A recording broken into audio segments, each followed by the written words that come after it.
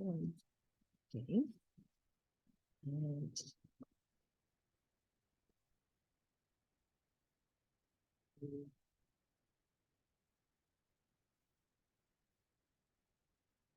I'm very eager to see what you have what you have done, all because I don't know if since Monday we didn't speak, and I don't know if there has been many changes.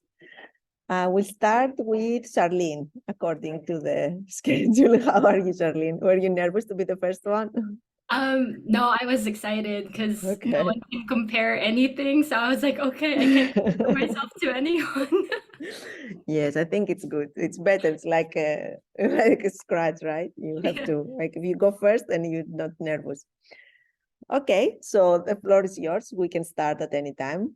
I'm unable to share my screen Ah, yet. yes, that's true. Let me now. Now you should. Okay, so I am going to start with the presentation. And so let me get that. So for my MVP project, I decided to go with the eShop, and this is Experience Switzerland. And so my idea was to have a shop where there's three different categories: backpacker, budget, and then family. And my main motivation is that to make it easier for family, friends, and other people to enjoy Switzerland on a budget, hassle-free. It's known to be a super expensive country compared to all the countries around it. But since we were locked down in the pandemic here, we kind of had no choice. We couldn't travel so many places. We couldn't even cross the border to Germany and stuff. So I was like, oh, that would be cool if I could like list the things my friends can do when they come over that's not so expensive. Um, so a quick about me, I've been living here for almost 3 years. My husband is from Switzerland, and so that's why I'm here. I learned to be a physical therapist, and I love to travel and learn languages. I had to learn German coming here, and one of the barriers that I found was a lot of the information were in the national languages. So it was French, Italian, German, and like a lot of information was still not in English at that time. I think that's slowly changing, but the content in English is also still not so good. I would like to describe myself as an organized chaos. um, I like to plan things, but I don't do it in the order I do it. So same with the MVP, so you guys are going to see that. And I'm all about the vibes and aesthetic. So I want something to look pretty. I'm a pretty like chill person, but like I'm a perfectionist when it comes to like doing stuff. So okay, the tools that I use for this project. So for the front end and back end, I think it's pretty basic. It's what everyone learned how to use. Um, One thing that I did a little bit differently is I used some photos from Pexels. I did end up getting some from Google search just because I couldn't find what I wanted. And with these tools, I thought that it was pretty interesting because we were using it in class. And I think seeing how Anna would use it in class, it was so much easier. It seemed so simple. But once we were doing it by ourselves, it was like pretty humbling. It's like, oh, okay, that's not working how I want it. And so that was an interesting thing to see. My biggest hurdles. So I'm a big procrastinator. I think I was like stuck in the planning phase for 2 weeks just because I didn't find like the energy to get started because of moving. I was really discouraged with like milestones 4 and 5 because I wasn't able to like complete it to the end.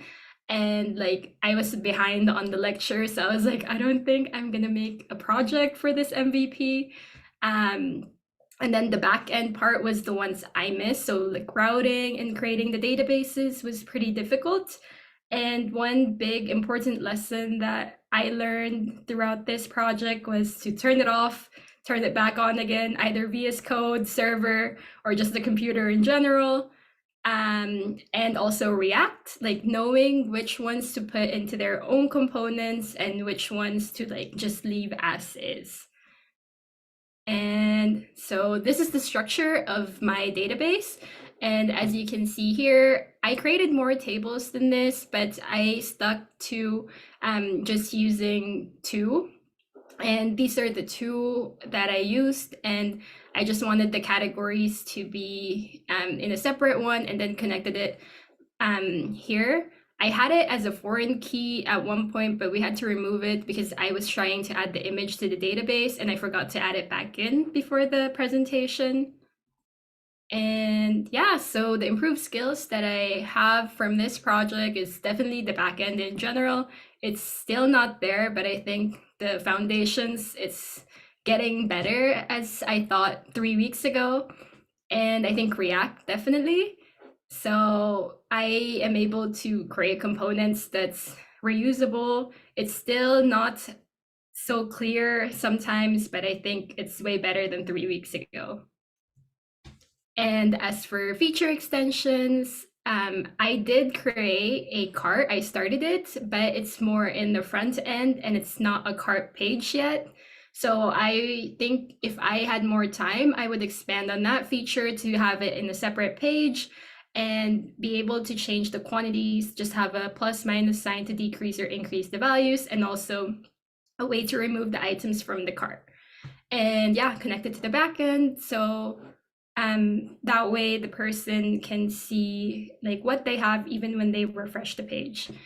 And login, I think we learned this last week or early this week. So being able to see the previous orders would be nice if someone can log in, also save favorites in case they don't want to purchase quite yet. And I've already pre-created the order and users table, but I didn't get to that point. Okay, so that's my presentation. And I think now I would just like to go to the live demo, how I planned the project.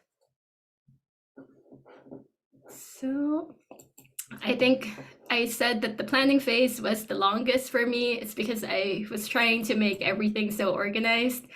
And I had my to-do list. These are the things that I ended up finishing, stuff that I did, but still not quite understanding yet or didn't finish, and like things I wanted to do, but ended up not doing because of time or just the lack of understanding for it. Yeah, and I like this part. I didn't actually use it, but I could open it and be like, okay, how do I use it? And how did I do that? So I only used it one time, as you see here, but it was nice because then I could look back at it in case I have a future project where it's the same problem that I have. And yeah, technologies and resources I've talked about, but one thing I really liked about this document that I created, because I just wanted to reuse the same styling, so it's very consistent and clean. So I just found some colors that I like, put it on here, and then just copied and pasted it where I needed to. And yeah, I tried to use the material icons, but it didn't work for that one.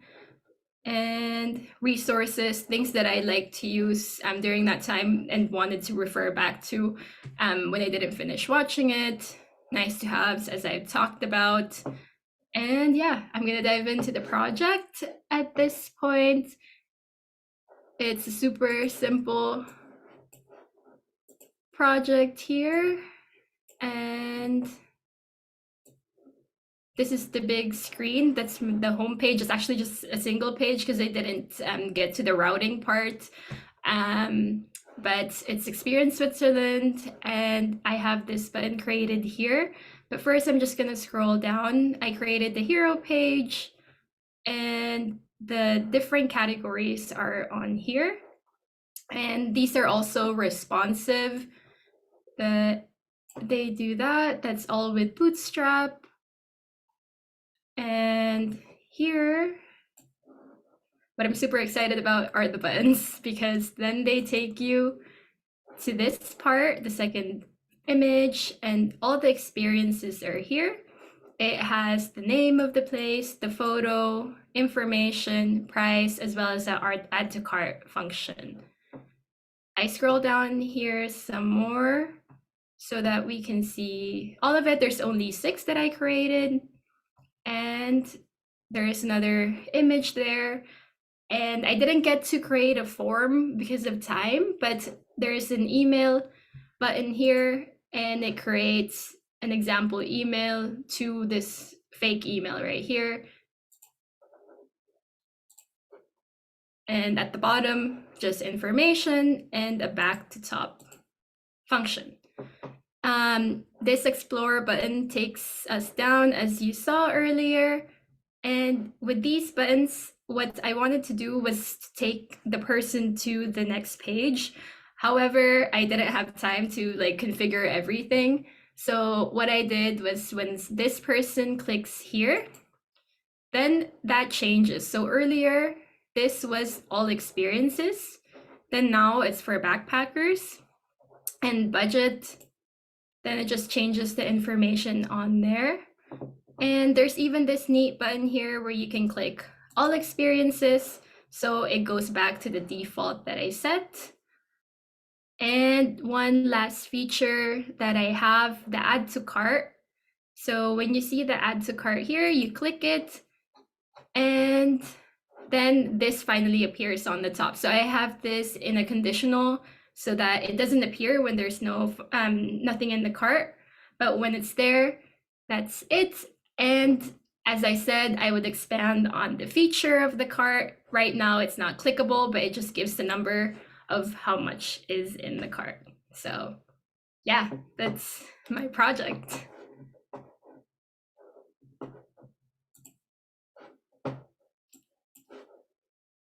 Nice, very nice. Thank you. An applause for for Sarlene and her demo. Very well done. Thank you. So I will pass you also if you have some questions that you can ask her, just from my side. So these pixels photos, you got them from the API, but then you store them on the database locally, or how did you connect the two things? Yeah, The so experience, I understand it's stored on the database, right? It's experience with the info, the price, and the photo. I don't have it on here. Let me just log into my SQL so I can show that. I actually just got the image address of it and then stored it onto the database. Okay, so you stored like the URLs on the database Yeah. for each image, but because you were trying to do something with the Pexels API, so did you Alpha at the end manage to use this, or?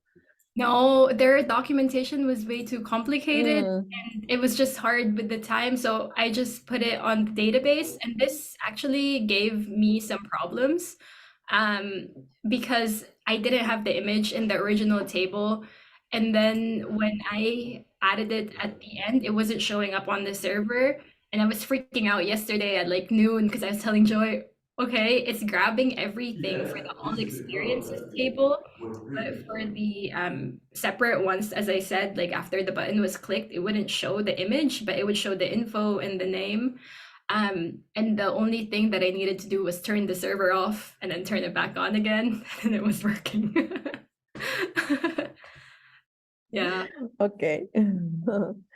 And what was like a bug or something that you spent too much time, or that you remember specifically? The big thing was with the responsiveness. Like Bootstrap is really weird because like they have different ways to lay out, and I don't like Bootstrap at all. Because like when I do this, it's still nice, but then once it's like here, then it's like it's all right. But then like if I compare it to the other one, this one is more centered and this one is not. But as I said, like I'm into like fine details and like seeing that it's not so nice. And also like the having the column stack, kind of figuring out how to do that because here when it's like small, then it's kind of doing that, that's all right. But then earlier I was like, okay, it's not getting small as how I wanted here. So it wasn't stacking when I wanted to already. So I think that works a bit better. But I think my main thing was like with the styling with Bootstrap and React as well after the backend. Well, it looks very nice. It looks very, design looks amazing. It's very nice. Thank you. So any questions for Charlene from the rest? Something that you want? I have a question, if that's okay. Charlene? Sure. Yeah. Oh, sorry, my video keeps like glitching like that. Anyway, I was just curious. Oh, first, I thought that your design looked really great. Like Anna said, I think it looks really nice. And it's clear that you're like into the design and the details of that. So I think that is clear. And I appreciated your notes that you showed, like your planning process and like your journal and stuff. Like I had a running doc also, but I appreciate that, and I thought it looked really useful, like a useful approach to planning and kind of keeping track. But my question, sorry, is about your content and like your experiences. Did you manually put that information into the database and then like pull from it for the site, or how did you like decide what kinds of experiences to include, or did you get that information from an external source somewhere? Yeah, so these are actually things that we've done in Switzerland, and I was originally gonna do like more, but then I was like, I was pressed on time, so I was like, oh, okay, that's not so good because I think for me the biggest thing is like my friends or their friends would text me, and they're like, hey, we're going to Switzerland, like, what do we do? And I always have to text them, and it's so annoying for me. Like, it's nice, but it's like also annoying. Like, I'm texting everyone, it's the same information that I'm giving. So I'm like, if I can direct them to this, like they can do that and pick what they want. No, you can just share this. Be like, hey Yeah. guys, look at this. Yeah. Cool. Thanks.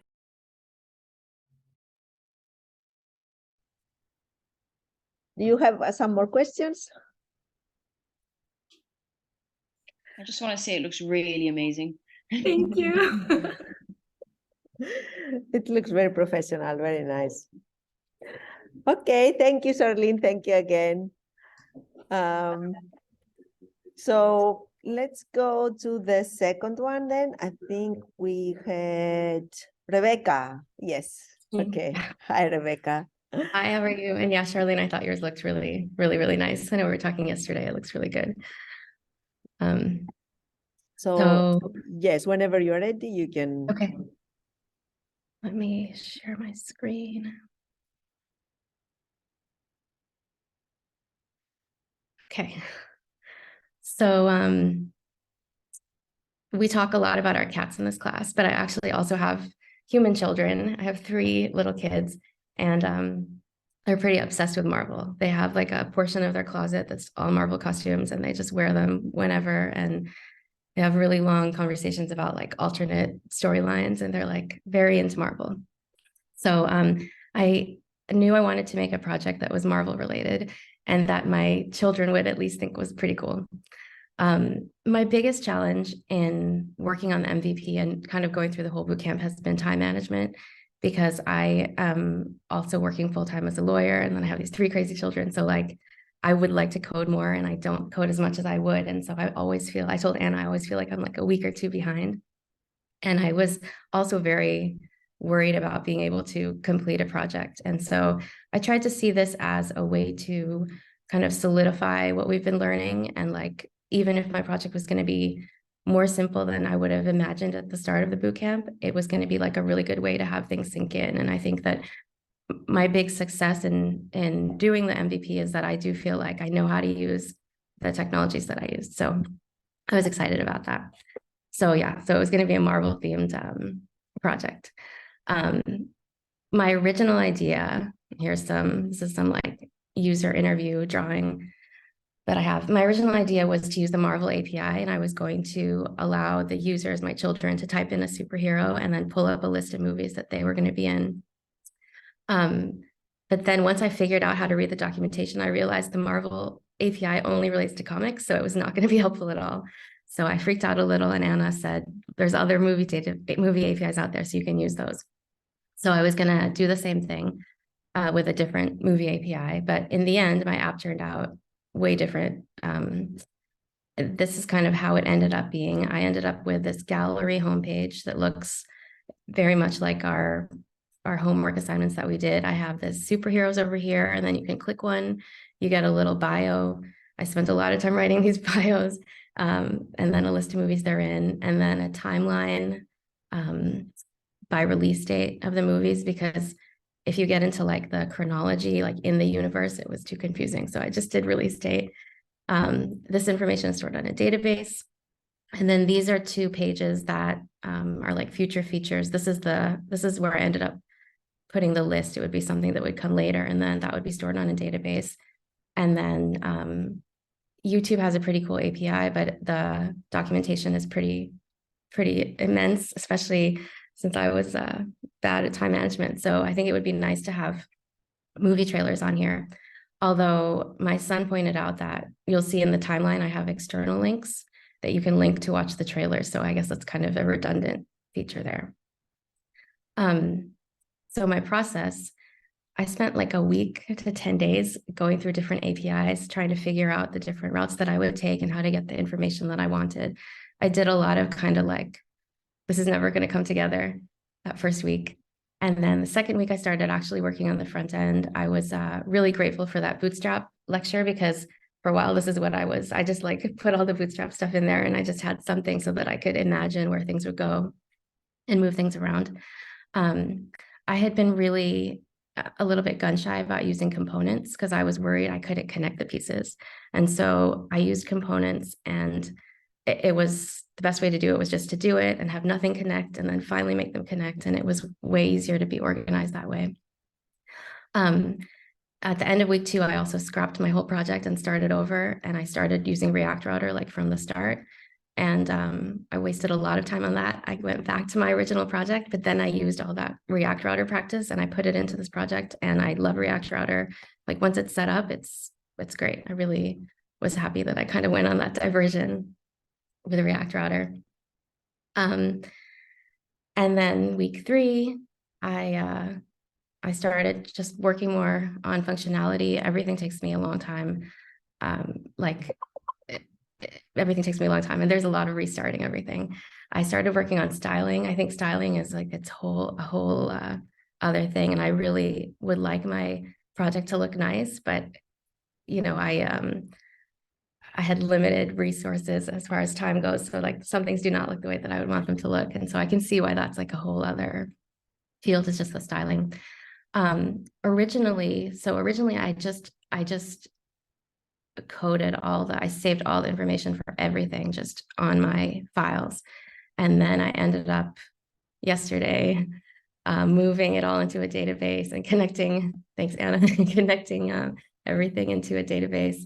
And it was, you know, last minute, but it was really great. I'm really happy. I had a lot of problems getting things to connect and getting my data to migrate. Like it would show that it had migrated and then I'd restart and it wasn't there. But so anyway, my data's here and I'm like very excited. And now I would move all this data to a database. And I think I wish I had done that from the start, but I ended up having a database with 2 tables, but I only used one. And I have here the information for the chronology.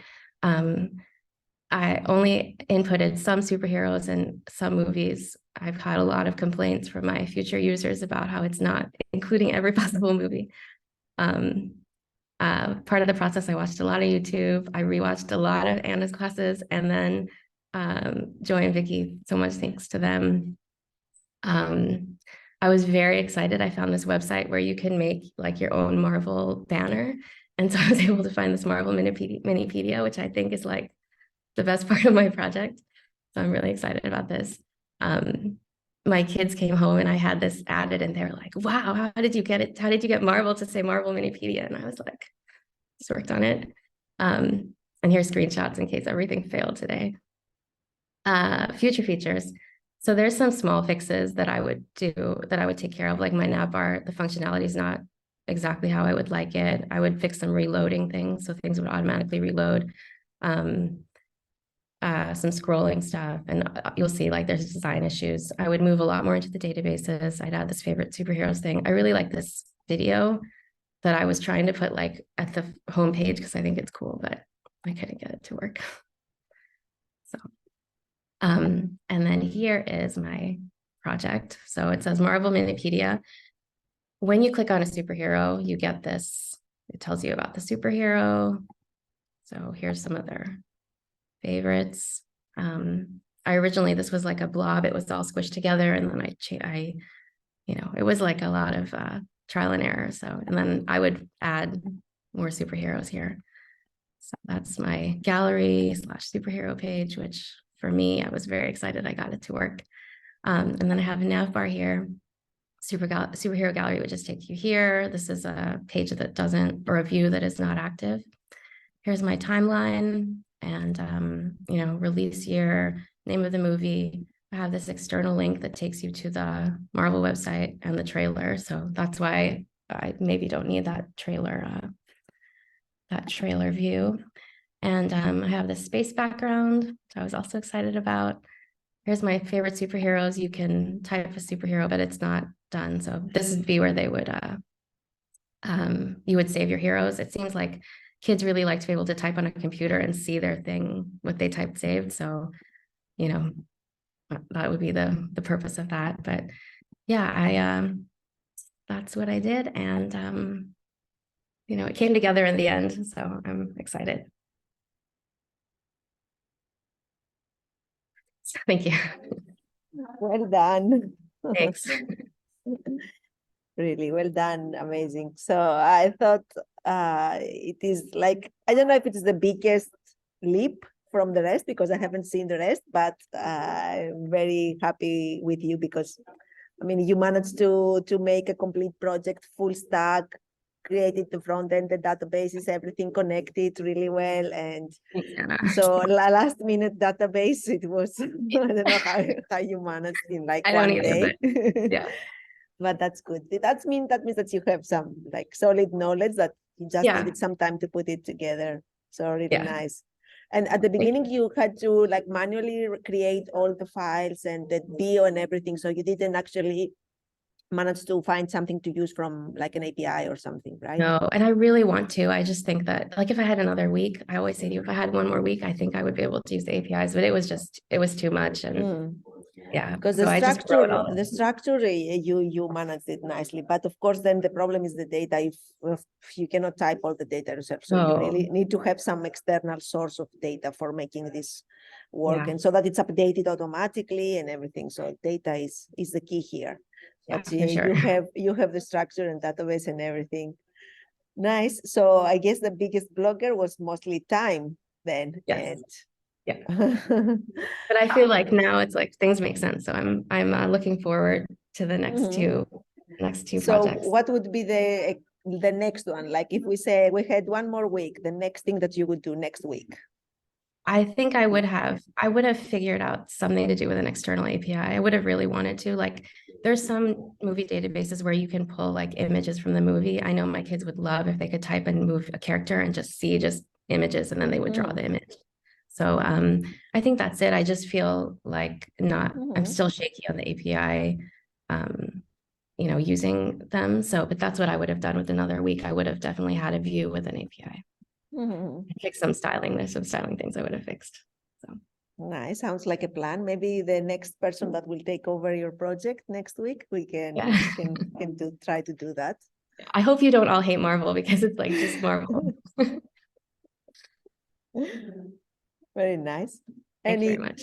Any comments or you have some question for Rebecca? I think it's so cool that your kids like really took part in the user research. Thanks. I work from home too, and it's like my kids think I don't have an actual job, and it was like they don't care that I'm a lawyer, but they're so excited I made this like very basic Marvel app. So I feel like it's a success. Very nice. Thank you. And don't worry if you have to leave early or at any time, I'm so because sorry. you already told us you have some important like bureaucracy appointments. Thank you. I'm sorry to everyone. I'll watch the recordings though. Thank you. Okay, nice. Let's see who we have next. Gabriela. Ready? Okay. Yes. So Can you hear me? yes. Okay, I will share.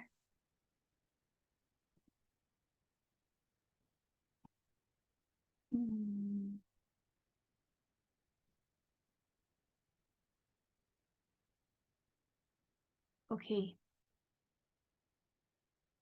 Wait, it's something in the middle always hard.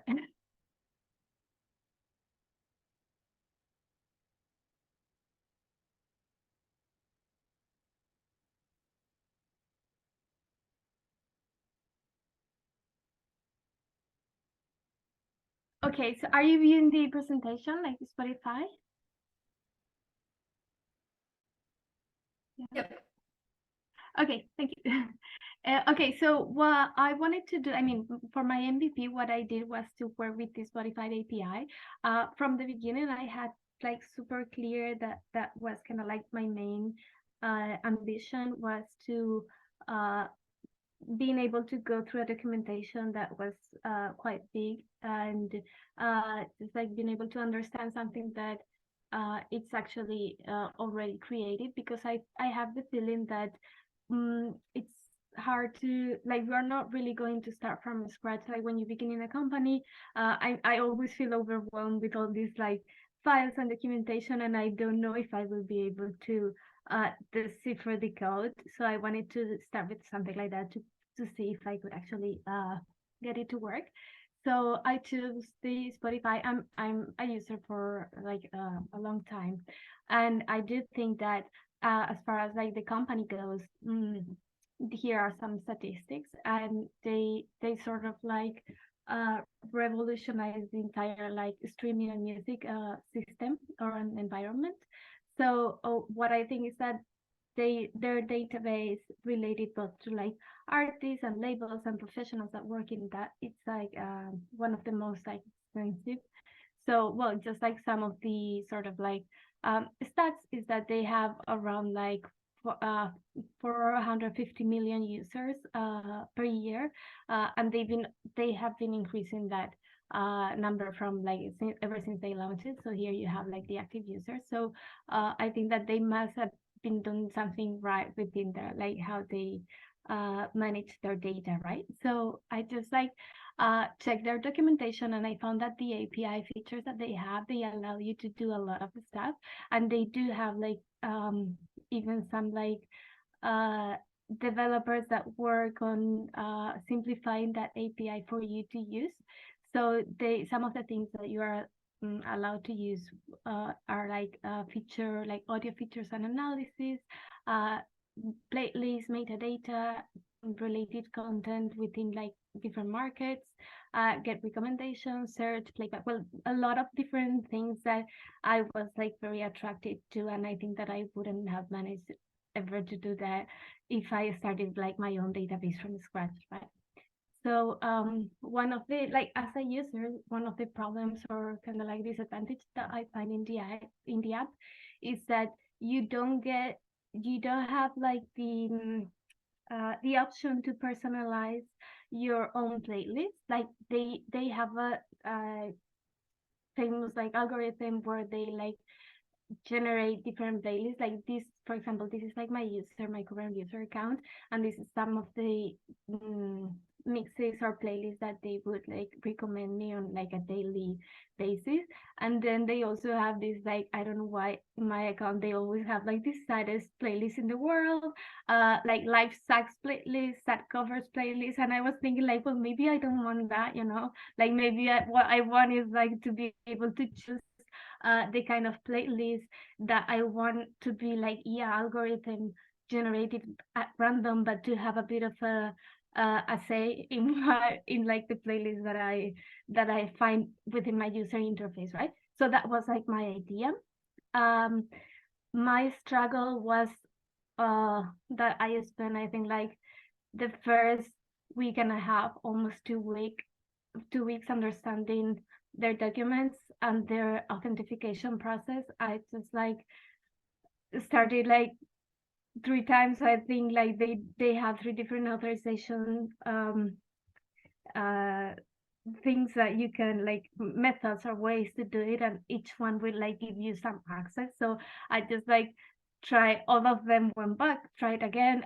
So at the beginning it's like the process first is like you sort of like register an app with them. They give you a client ID, they give you a client secret. This is like their dashboard within their website. So you create an app with them, and then you go through the authorization. This is the one that I finally use, which is basically you request an authorization to them, like within your login page. it will like take to their Spotify account service, and you need to log in, and then they will generate like an access token that will also like go through your application again, and then they will give you an access to their API. So it was a bit complex, and it just like you also need to define the scopes that you allow the user to have access to.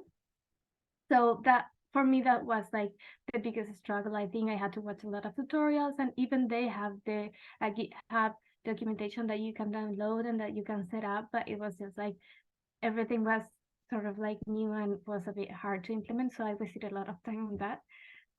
Then I only like managed to do the front end part because it was like so many information and documentation that just like creating a backend, additional backend, it was like it seemed impossible at the beginning. I considered it an option, and I sort of had it like both options there, but I just like ran out of time and only created the front end. I use React. I also use like material icons for sliders, icons, Postman, and as far as like the styling goes, I only use like CSS. I tried using Bootstrap. I just like hated it. I I think my final mistake was like at the end. Well, I had all like the CS already organized.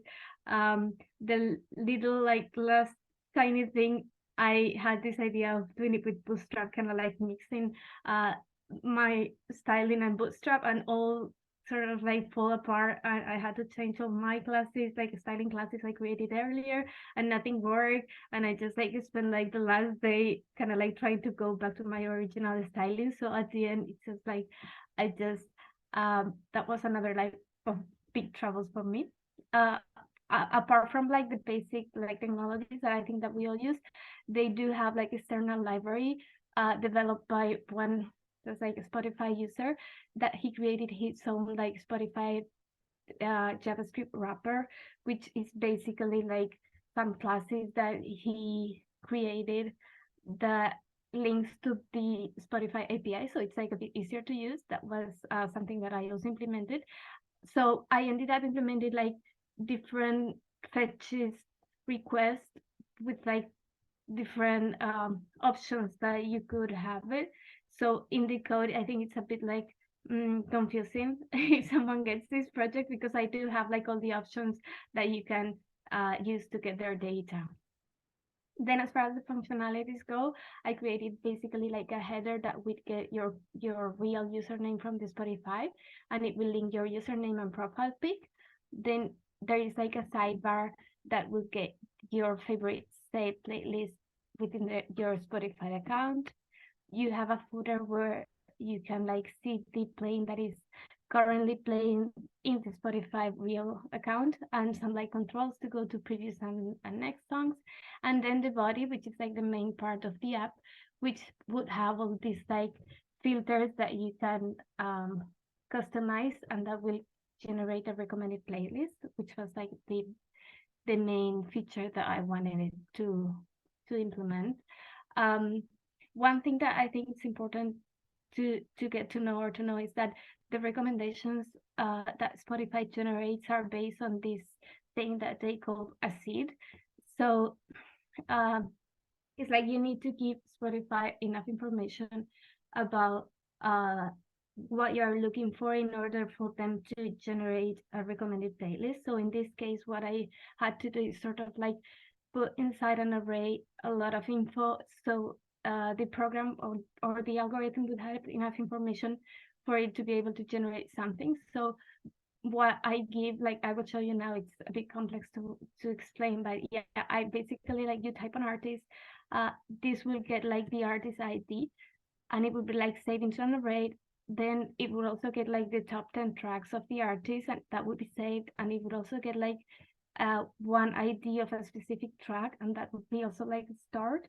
And then it would be added like a genre, and then you would also have like another like either popularity or some other value, and within of that like sort of like storage, that would be the minimum required for this recommendation request to work. And then yeah, you also have this like Spotify magic algorithm that I of course don't understand how it works, but yeah, you need all that information for it to generate one recommendation. So that's like what I did, what I wanted to do. This is a bit like just like a screenshot of my app. So here is like, this would be this would be like the side bar with like my current playlist. This is like my username information, and this is like the inputs that you can sort of like change to generate the playlist. As far as feature extensions go, what I would like to do is like, in my app, you can actually like control the tracks from the Spotify. What happens now is that you need to have the real Spotify account open, and if you play something in Spotify, you can view it in my app because it's synchronized, but you cannot really play it within my app. They do have a way to do this, adding this like playback thing, but it's also like a different configuration. So I think that would be interested to be able, instead of having to open like Spotify, to be able to do everything within like my app, right? Also, I would like to add more filters and to have this like generated playlist a bit more complex. Within, they do have a lot of like information and data that you can retrieve from each track, like tons of things that you wouldn't even think of. So it could be like much more personalized. I just like didn't have enough time to get into that. And also some other feature I would like to have is that for you to have the ability of saving the tracks and that being added to your Spotify account, basically. So I'm just like going to show you everything. Let's see if it works. Okay, so I just it's a bit hard to explain. Like, what I'm going to show you is this is Spotify, like the real Spotify, and this is, I call it Discover Now. This is like my app. I just need to have like the two of them open, because what I want to show you is like, once I play something in the Spotify account, it also appears here in my own app, and once I go to the next song in my own app, it would also go to the next song here. So I think it's like cool. It also works within the mobile phone. So at the beginning, this is like just the login page. This is like a redirection to Spotify. Okay, so these are like these codes that I had to define and what I allow the user to actually do when they enter my account. And this is like my session. It's just like a store because it's the one I've been using. So I just accepted. And this would be like my app. This is my current like Spotify profile pic and user, that if you compare it here is the same I do have here within the profile. This is like my sidebar with my playlist saved. These are the ones that I do have in the real Spotify. Like, even if I add one here, when I refresh, it's also added here. And if some other user enters this of course would change, and this also would change like the username and the profile pic. And this is like a player controller that I have, that it displays like what is currently being played on the Spotify web player. So for example, if I go, I don't know, to a random song here, this one,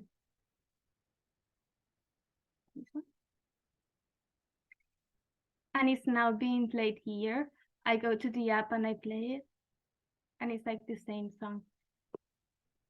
And then if I go to the next one here, it's this one called like Pausa y Tal. And if I go here and I go here, so it's like the same, it's like synchronized. I go, this works like the start, the previous, and the next.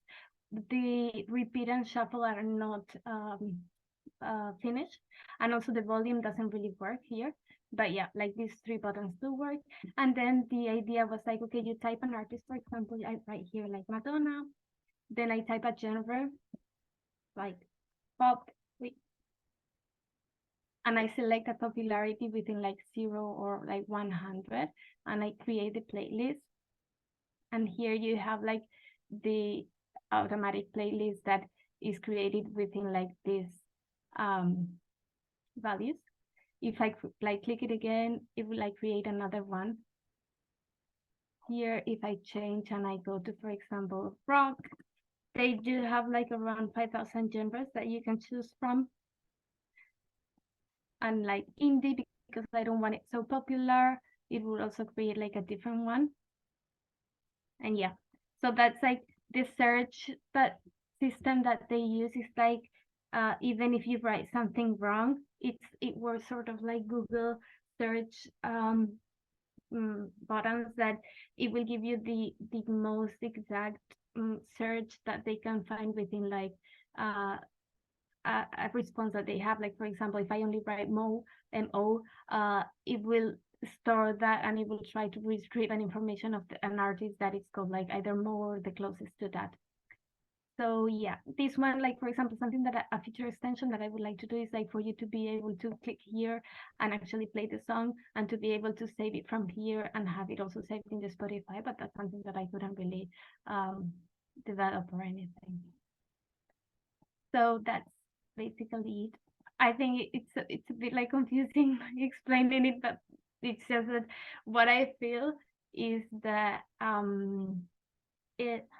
it came up like as a really simple thing, this playlist generator, but behind there was like so much like documentation and like sort of like reading, watching tutorials and trying to understand that at the beginning. If I had more time, of course I would have been able to develop something that way more complex, but a lot of the part was not really like coding it, but just like trying to understand their how the system works, right? So yeah, that's it.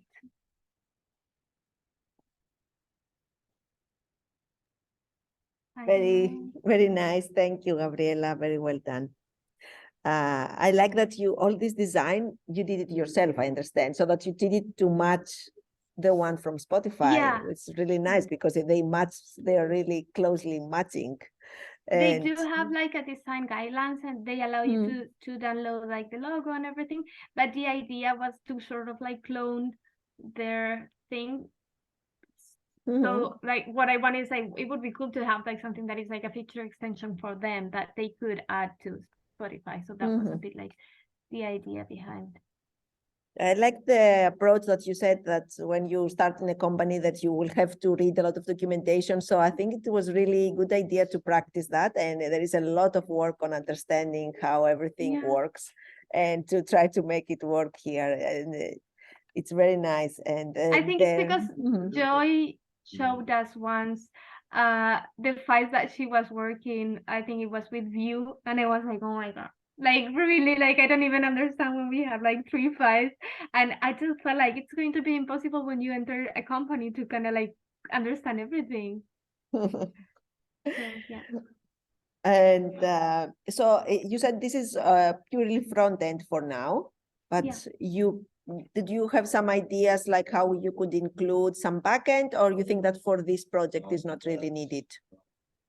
I think that it's not really needed in terms that if you're able to manage how to save the information within your Spotify account, that would already work as a sort of like database. So if you can do that, you wouldn't really need it. If you cannot do that saving in your account, then it would be nice to maybe like store all these playlists or store some tracks. And also very good for trying to use this external library that you said that someone else created, because also this needs a lot of like reading and understanding someone else's code or how he has structured this. So very nice. Nice, very nice. And you managed to do the slider thing. So you had an idea of many sliders and many filters, but at least. And then I only did one and it was like, this is enough. I don't want any more. But this serves your purpose and it helps you see this and create the playlist. Very nice. Thank you. What was the thing that you found most challenging? Was it to really understand the API? Yes, the design part was quite easy for me, also because it was sort of cloning, so the decision making wasn't really that I tend to waste a lot of time like changing designs. So in this case, this was like I just want to copy it. I don't want to worry with that. So that was good. I had a lot of issues with the sort of like setting up authorization because I changed back and from Oh, the their authorization, different. yes. Yeah. Mm. And also it took me ages to being able to, once I could do everything in the console, but then when I wanted to display the recommendation or the playlist generated, it just wouldn't show because the info that you retrieve is like an object within an array within an object within, like they do have so much information that then to extract just like the album art or just the song or just something, it was like really hard for me. And also my React knowledge was not at all like good. So I was scared of components at the beginning and I just created everything in the same one. Like everything was in one file and then it was just like impossible to even understand that. So I had to like go back to what's in React tutorials again and all that thing. Do you feel more confident that helped you understand better React? Yes, I do, but I still think that props being handled like, I mean, I don't feel that confident. It's better, but not yet. Okay. Well done. Very well done. Thank you. Do you have some comments or questions for Gabriela? I have a question. I think it was so cool with the login that it was in Spanish, although your app is in English. Is that something also from the Spotify API? Which one is in Spanish? The one where you accept the information when you log into the Oh yeah, I don't know. That's a good question because I in my phone I have it in Spanish, like my Spotify in the phone, but then I don't know, I change it to the language and some things changes, and then I also change it. I do have two Spotify accounts, so one of the mistakes I made is I wanted to check if with a different user you would actually get different playlists. So I did that, and then what they told me is like you are not a client within their development service anymore. So I had to reset again the client ID and client secret because it's also related to the user. So yeah, like for example, I don't know if you have your user account within a different language, I don't know if that would appear in your language or not. That's a good question. And I didn't want to try, like honestly, I didn't try with a different user because I was scared. So I think it's super cool project because I used to use Pandora a lot when I was in the US, and the algorithm is so good. And then I came here, and then there's no Pandora and Spotify. I think the algorithm is not for me. and they just launched this like DJ AI that you can set up to recommend your things. So maybe that's a bit better. Well, Spotify for me now is such a mixture with kids songs and adult songs that I think the algorithm is driving. I'm driving the algorithm crazy. Our recommendations. So nice. Okay. So let's move then to our next presenter. It's Luis, right? Luis. Okay. So whenever you're ready, Luis. Let's figure this out. Ooh. I think that's working. Hold on. Now we see the presentation. Yeah.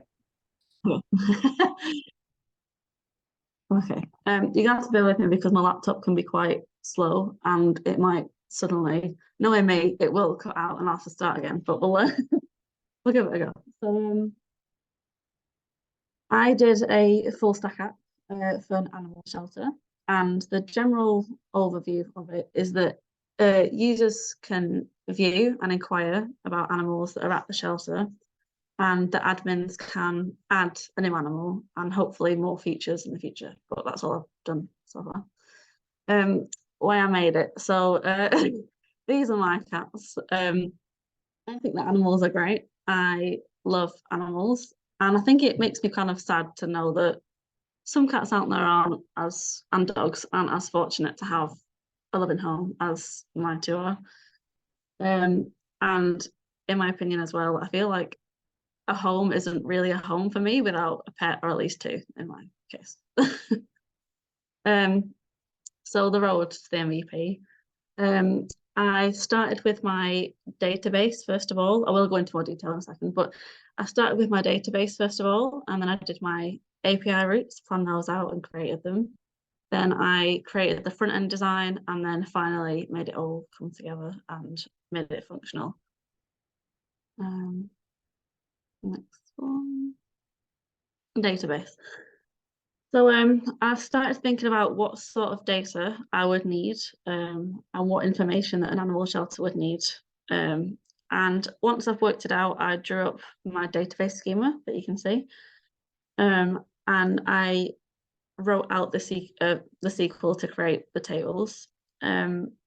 I then created the SQL, using ExpressJS and not SQL Server, using ExpressJS, and added the SQL as a database migration. Once I had my database up and running, I was then able to start writing my API routes. So I've written the inserting API routes, updating, deleting, and getting data as well. I wrote all of those out, and I tested them with Postman to make sure they were working.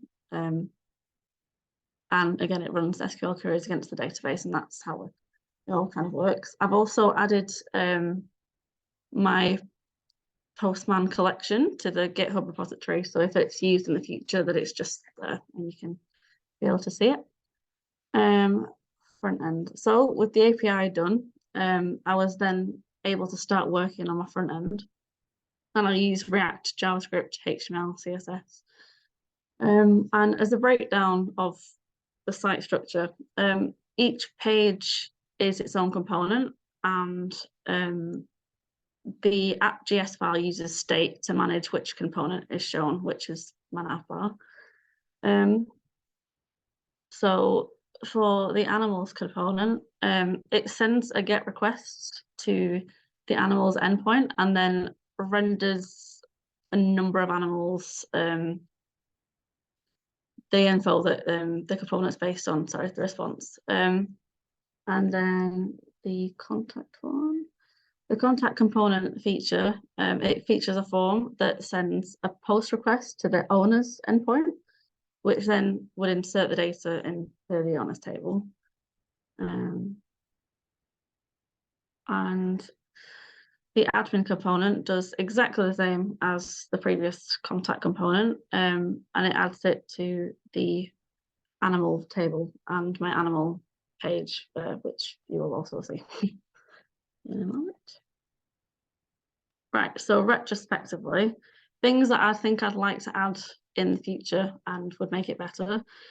So due to, lack of time and also stress and wanting everything to work, I was unable to implement an inquiries dashboard for the admins, which I think would also kind of be helpful. And I have also written some update and delete queries for the database, but I haven't actually managed to implement it in the front end yet. So the code is there, I just haven't made it a functional part of the project yet. And also I feel like a drop-down box, which you'll see in a moment. I've not created it, but I feel like a drop-down input on the contact screen, including the pet ID and what kind of pet you're targeting, would be very helpful as well. So struggles with me. I didn't know where to start. A lot of the time I don't know where to start, so it takes me a bit of time. I do get overwhelmed when there's a long to-do list, so I have to sit down and kind of go through it step by step and try not to get too overwhelmed by it. I have to write it down as well. Also APIs I don't mind APIs, but I feel like it was a lot to understand to begin with, and especially creating my own with Postman and SQL and all that all together, it was quite difficult. And I think Postman did help in terms of visualizing what was happening and how to do certain things. That did help quite a lot. And also my struggle as well was doing the functional part first for the most part, and then making it look nice afterwards, because I like things to look right. I like things to look a certain way first, but obviously with the time I had to kind of make it more functional first and then move on. So and lastly, what I'm proud of as well is making a working out from start to finish. I think, you know, that was something I didn't think I could do a few weeks ago, even a few days ago, to be honest. But yeah, I have also been persistent, and I've not given up when I've really wanted to, and restarted the whole thing. I think it was only 2 days ago I felt like restarting the entire app, and I was like, no, I can't, I've got to keep going with this one. And like when I did get stressed out about it, I don't know, I'd play with my cats, or I'd listen to some music, and actually I'd look at programming memes online, just to find out that everyone, even now, people years into the career, still struggles and still doesn't understand what they're doing half the time. So that made me feel better as well. Especially ones that people post in the Slack channels as well. Those always make me laugh. So. That's always good. Right, so now I will take you to my app. Oh, yep, I hope you can see it. Yeah. So I did record my demo as well, just in case this went wrong, but I'm going to try and do it here. So this is my homepage. Again, it's not much to begin with, but it will get there. And as I click through, so I've got our animals tab, and I've got the contacts tab, admin tab, that is using state to kind of show which component is on the screen. So if I go here, you'll see that I've got 14 animals so far on my screen. And if I go to the admin page, I'm going to quickly try and, I've got to think of the name now. Greg, that's a really bad name for a cat, but anyway. Feline breed, I'll have another Maine Coon. Age, I'll say they're 9 years old, and I did do a link earlier. I'm hoping it's going to work now. It does, thanks. So when I press submit, hopefully it works. It says pet added, so that sent a post request. If we go back over to our animals and I scroll down, hopefully Greg is there. Greg is there, good. So Greg is now displaying as well. And you'll notice as well, I've got inquire buttons underneath. And at the moment, all it does when I press it is send you to the contact us page, where you'll put in some, again, very random data, which doesn't make any sense. 5 something, person sure. Postcode being random, and then just hello. And I'll submit that, and then that also sends a post request to the owners table, users table, which would then update onto the database. And I'm hoping that the one day a feature I want to use is that the admins can then, the inquiries would come up on this admin page as well, somehow. So yes, I think that is all I have to show for now. Yes. Yeah. Thank you. Thanks. Nice. Quick question just on the last thing that you were showing. So when you click on inquire and you get to the form, is it Yes. connected somehow to the animal that you clicked so that you inquire for that ID, or? Not yet, but I think that's what I want to do in the future. It literally is just now a function that sends you to the contact us page for every for all of them. It's the same function. But I do want to add it so that it's a particular animal. And again, the drop down bar would also be on here, maybe, with the idea, not the idea, but the name of the pet, which you can select, and then which will make it easy. Yeah. And the menu and like the different pages at the end, it's the single page. Did you use some like routing or like React router, or you didn't? No, it was more of it's state that I've used. You mean the nav bar? Yes. It's state. So I've used the use states that will tell you which. I don't know how to describe it really, but it will. Okay. It displays which function, not function. It displays which page you want. Okay. Nice. So, and what, let's say, what would be one new thing that you learned or that you had to struggle with this week? It's a really funny one, to be fair. It's more the background photo. You can see the paw prints. It took me a while because it wasn't scaling, and when I was scrolling down, it would just stick in one place, and I was trying everything with CSS to try and just make it stay there. So it's just, yeah, I've kind of learned that CSS can be challenging, but again, just to persist with it.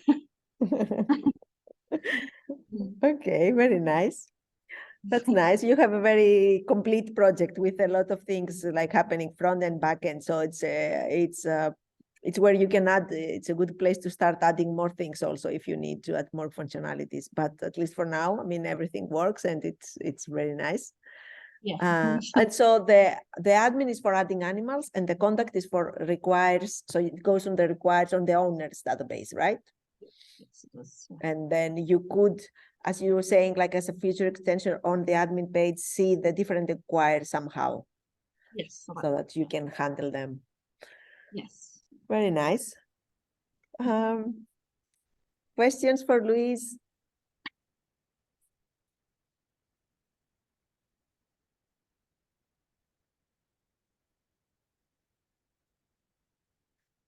Okay. Good. So let's then go to our next presenter. Let me check. I never remember the time. We could do this and then maybe, let's see if we are good on time. I think we are good on time. We could take 10 minutes after the next one. So let's go with your presentation, Mele, and then maybe take a bit break. Okay, so I'll share my screen.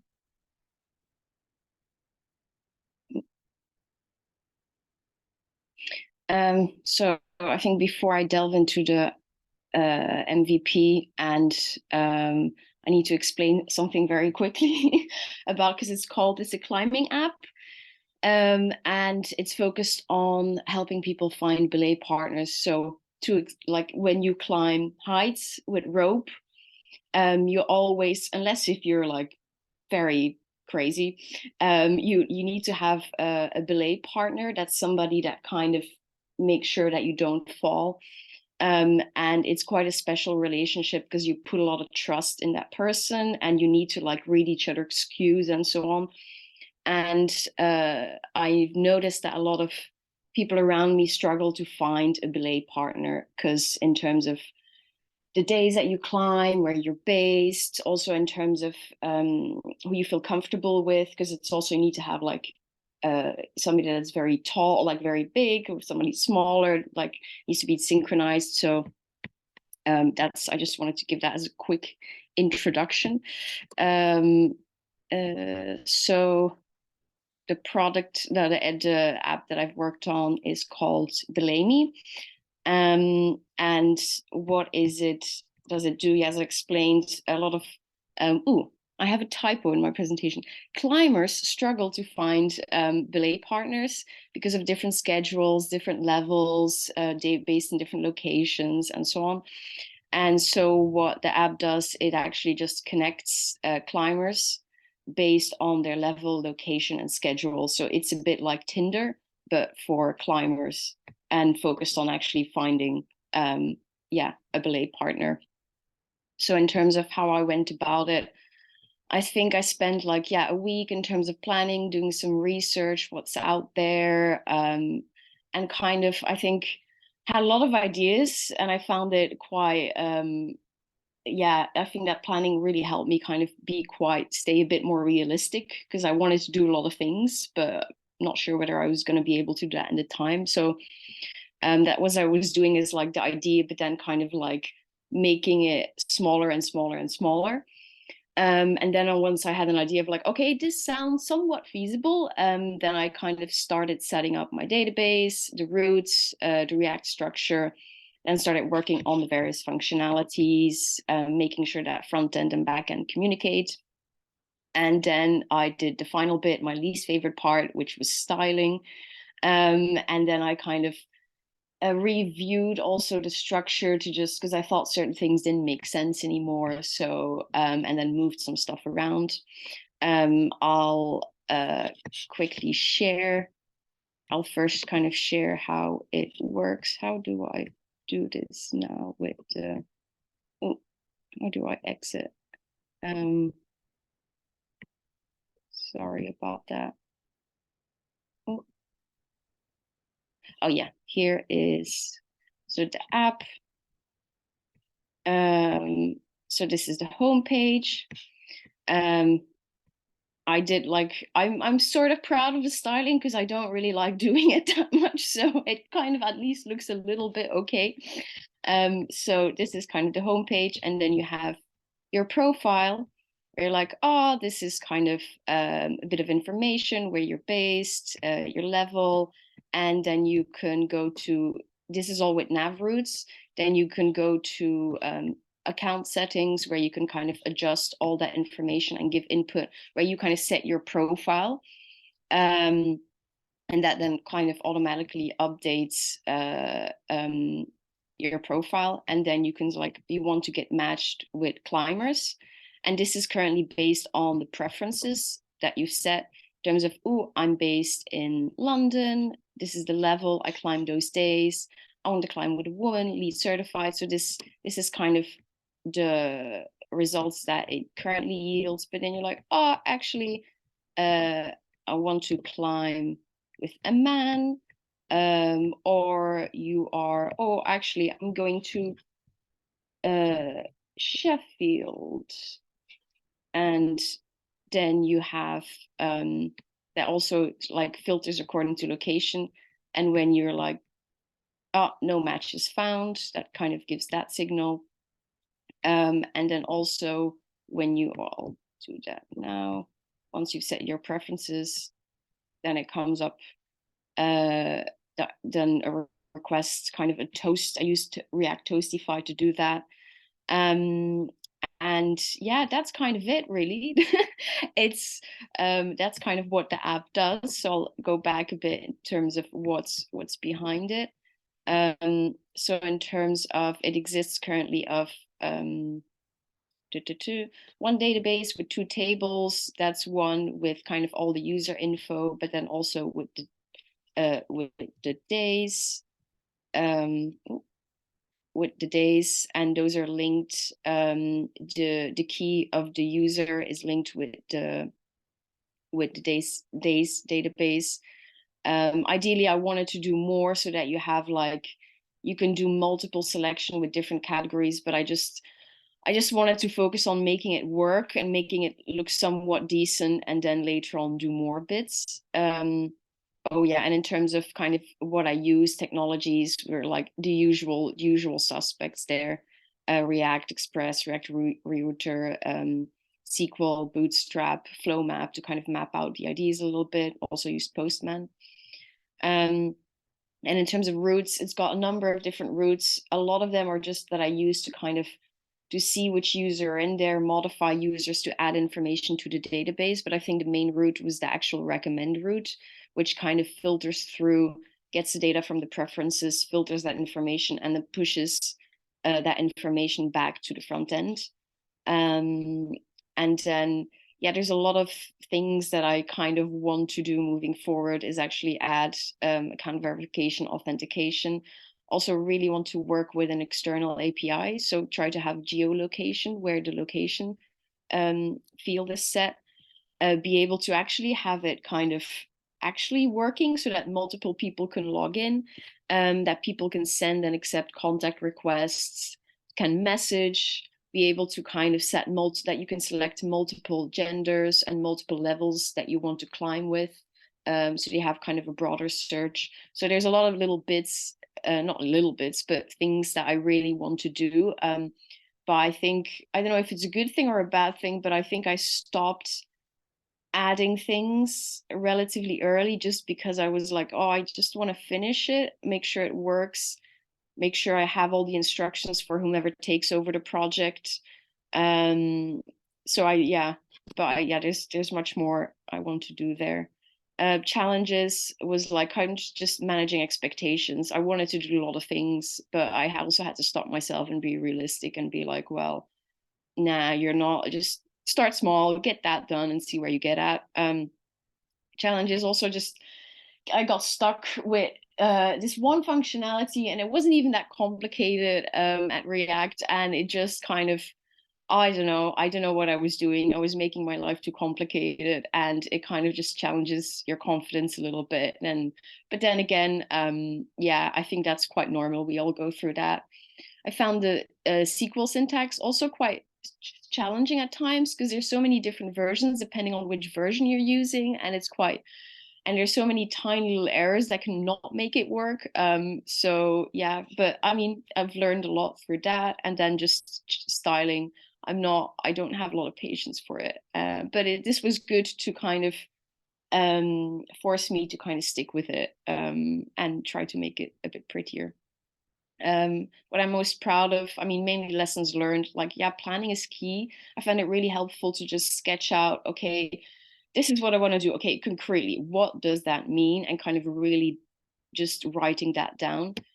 Also just to start small, I found was helpful, and also bootstrap templates. I found that really helpful because initially I was trying to like, no, I need to like know these things and just kind of, okay, I'll use bootstrap, but I need to know what this means and then add that. But then I was like, oh my God, I'm just going to use some templates and modify that then. And also just lessons learned when like, I was like, oh, this is not working. I try to always remember of like, oh, you remember a couple of weeks ago you were working on this thing and you felt like you were failing, and then you made it work and you felt really great. So remember that is going to continue to happen. So I think that was just another like lesson, and that kind of really solidified that. And what I'm most proud of, I don't know, I think I managed to make something work. I think I could have added more, maybe pushed a bit more, but yeah, it worked. So I'm happy with that so far. And I think that's it really.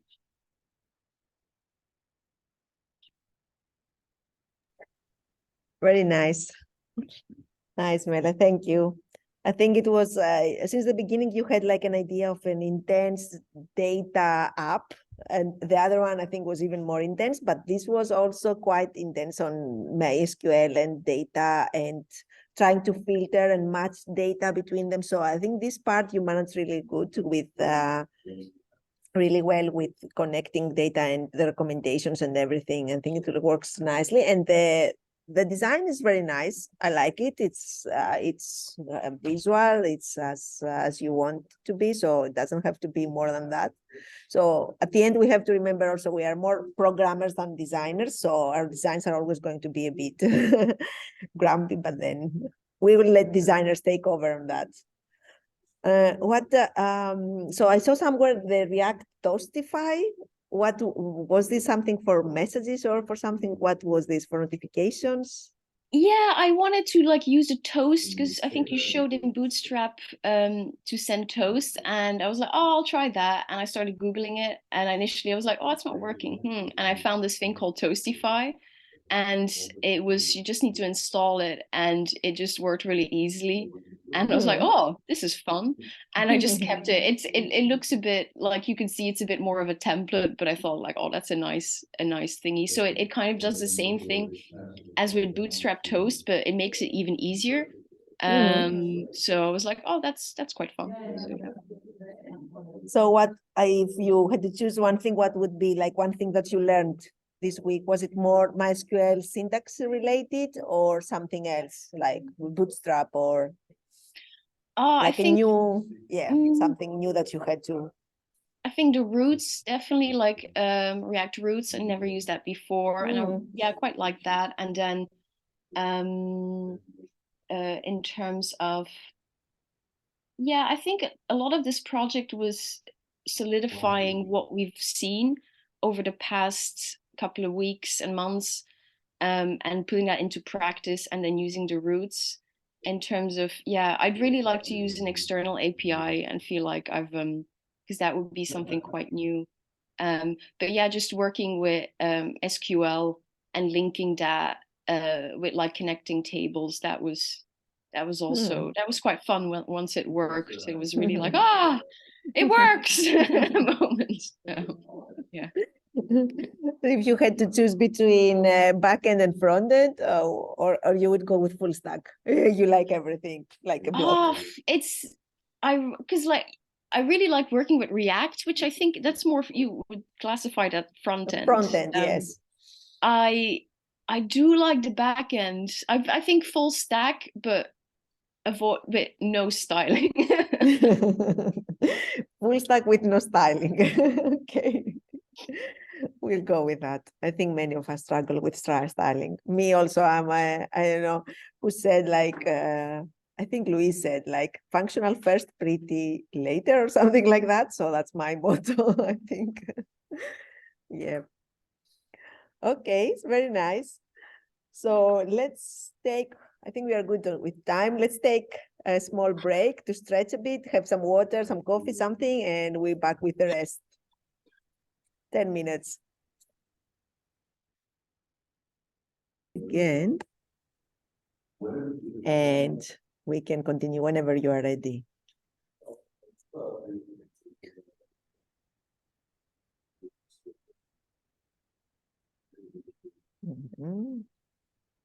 Okay. Yes, if you want, you can start. I think maybe Gabriel and Mele are here, or they will be here very soon. And I think Mele has his has her has her mic on.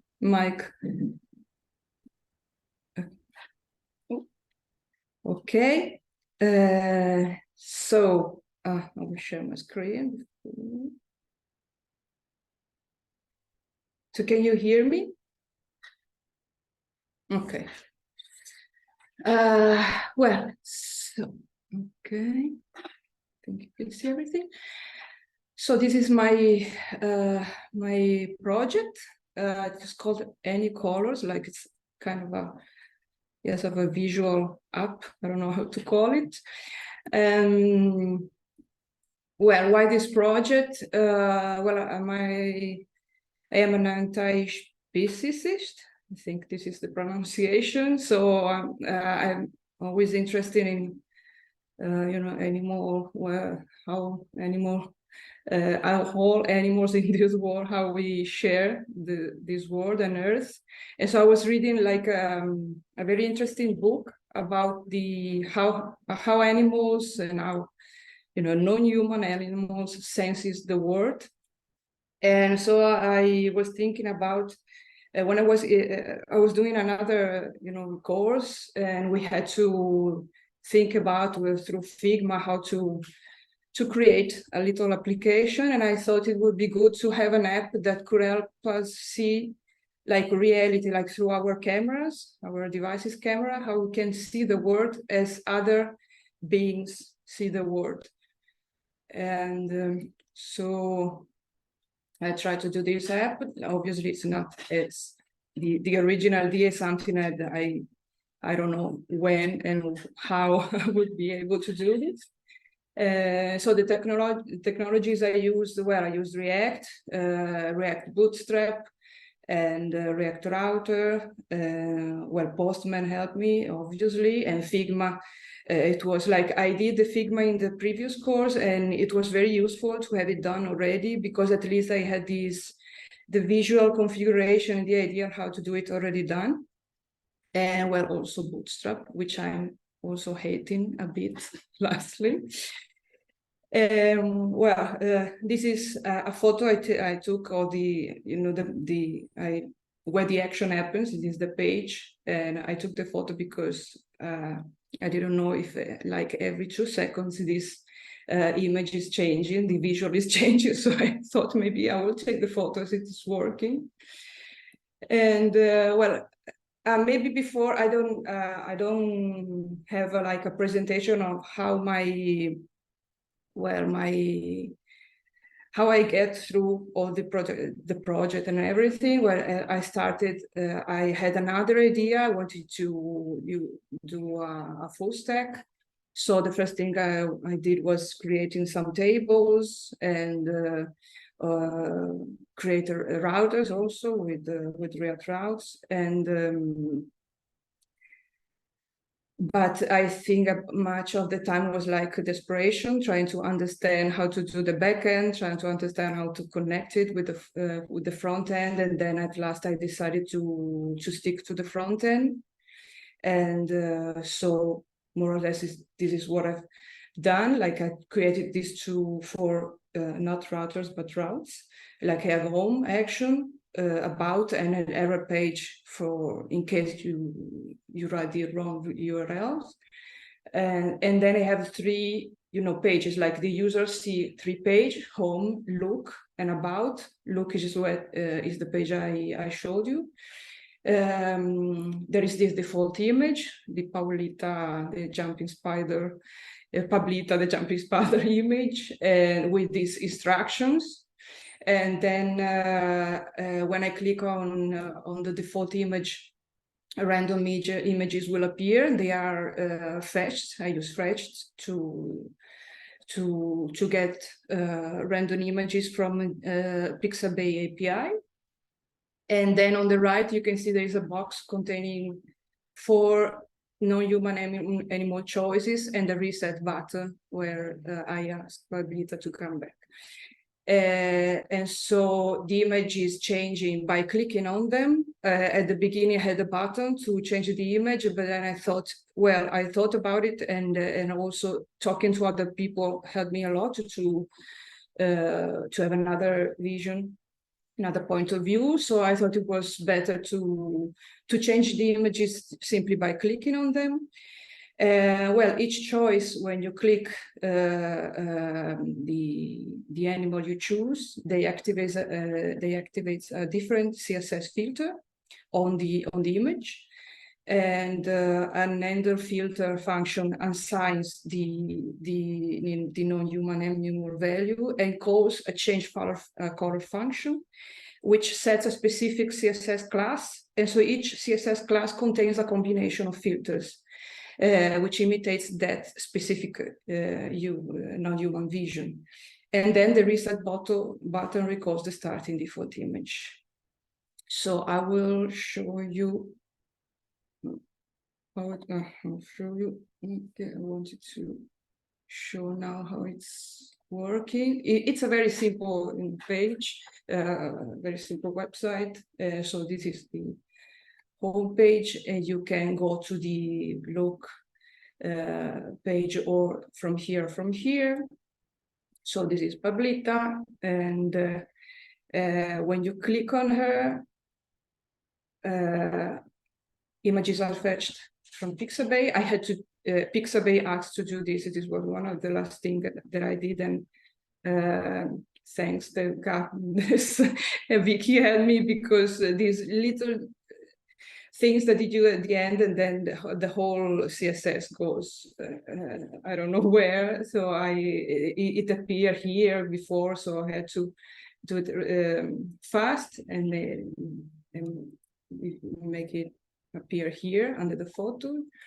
And so this is an image, they change every time I click on them, and then you can see how cat sees, how a cow would see, how a whale, well, it's a bit difficult that a whale can see a flower outside of the water, but it's hypothetical. And now a bee can see. And well, when you want to go back, you call Pablita back, and this is how it works. And I made also a simple about page with some bibliography and picture and icons credits.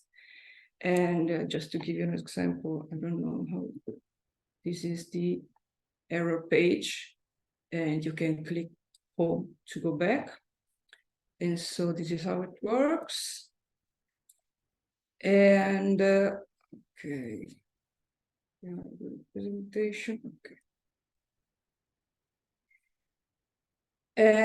What's next? Well, there are lots of things that I need to improve. I didn't show you the responsive design. It's a disaster. There are some devices, they are okay. Other than like every 2 seconds, I try to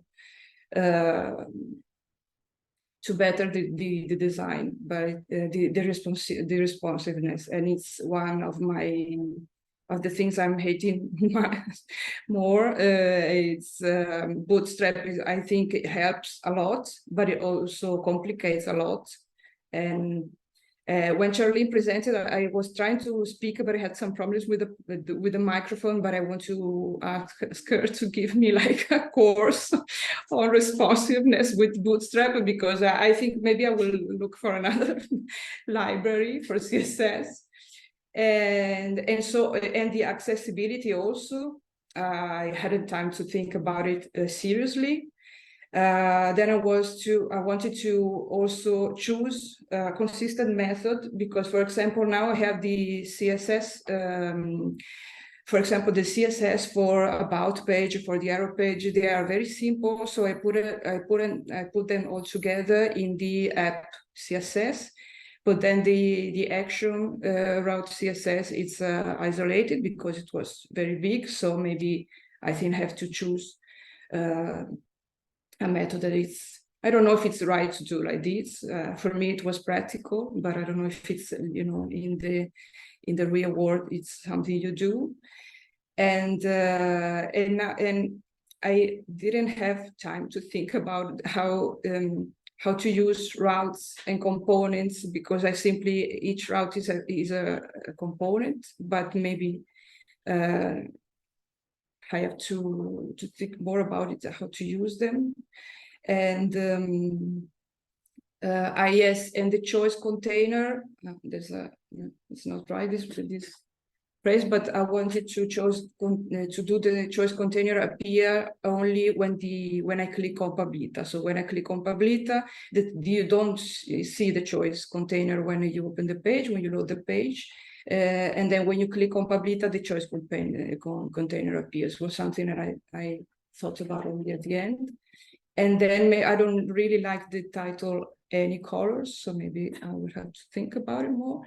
And then future features, well, obviously add more filters. The filters I created, obviously, they are not where I made a bit of research, like how this animal could see, and I try to play with the CSS filters to make it like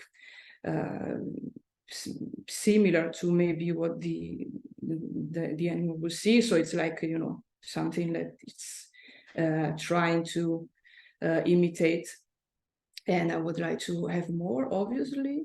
And then add in a backend, because this is what is missing. And with the backend, I would like to go back and see how I work with these 2 images table. I had created 2 tables, like a human and a non-human images. And yes, create a more interactive page with to let the user upload an image they want to see filtered. And blockers, well, the huge blockers obviously is the back end. I couldn't go on with it. I think I would have needed like a month or 2 to go to the back end, and I had to spend some time to ask for help and study a bit to make some event handlers work. And the last big blocker was the responsiveness, and it's still, I think, a work in progress.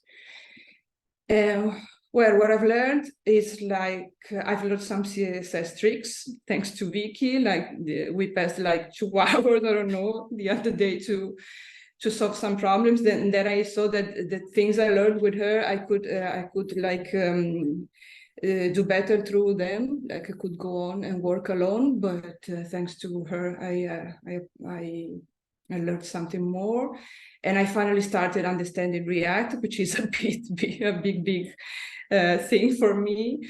And then I learned that I have to be more patient and stop and study and read documentation a lot, because before I start to code, because sometimes it's like I read something and say, okay, I understand, then I go coding, but then, and so sometimes like I have to stop and simply study and read, like pass a whole day doing this.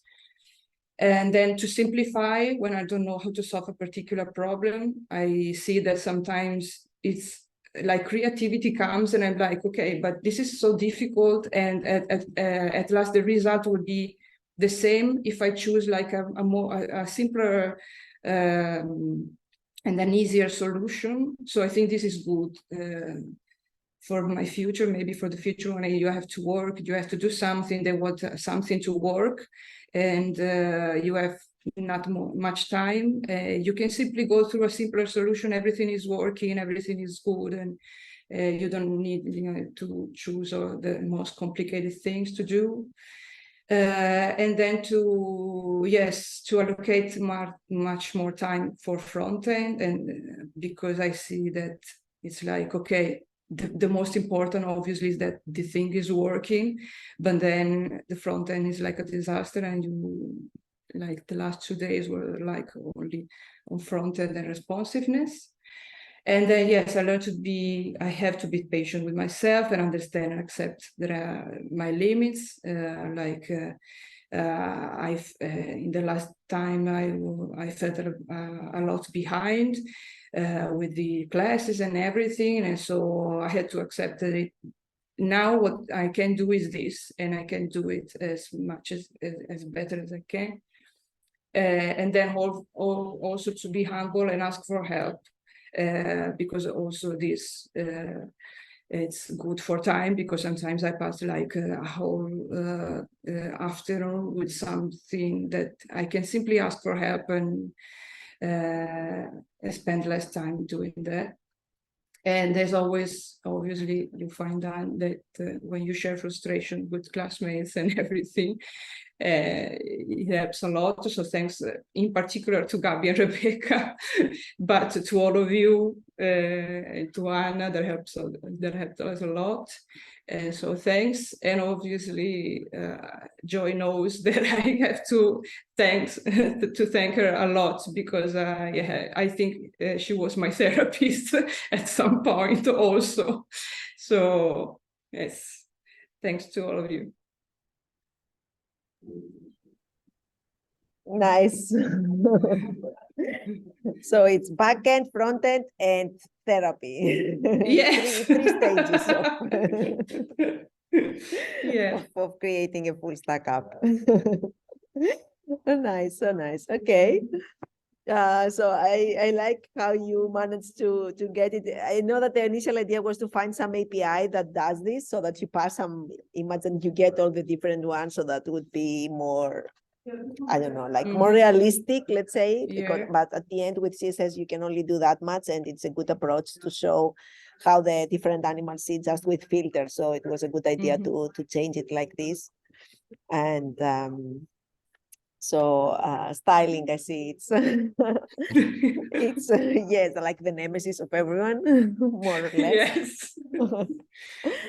So so what would be your preference then? For now, you didn't do that much of the back end yet, right? So is your preference on the front end, or is it just that for now it was just a time issue?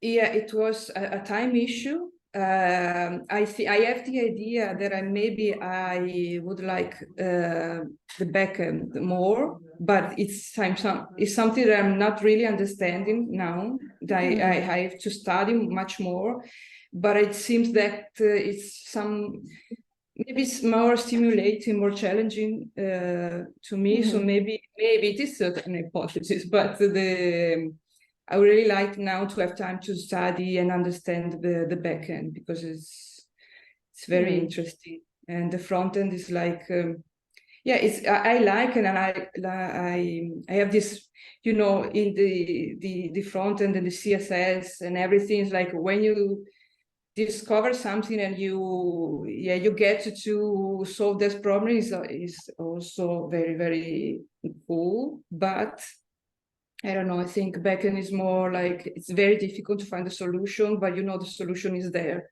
CSS is like in a whole world that it never ends. Maybe you can choose, depends on what we have for next week, but as a feature extension, something that has to work on the backend mostly, so that then you can practice that. Yeah. Nice. You have some question for Tatiana?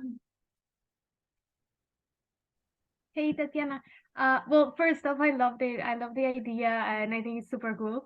I wanted to ask, I could imagine how to change the images in Photoshop, for example, or just like editing yourself. But when you talk about like CSS filters, or what type of thing do you add? How does it work? Yeah, I can show you. I stopped the sharing, but I can show you some. Okay, so this is here.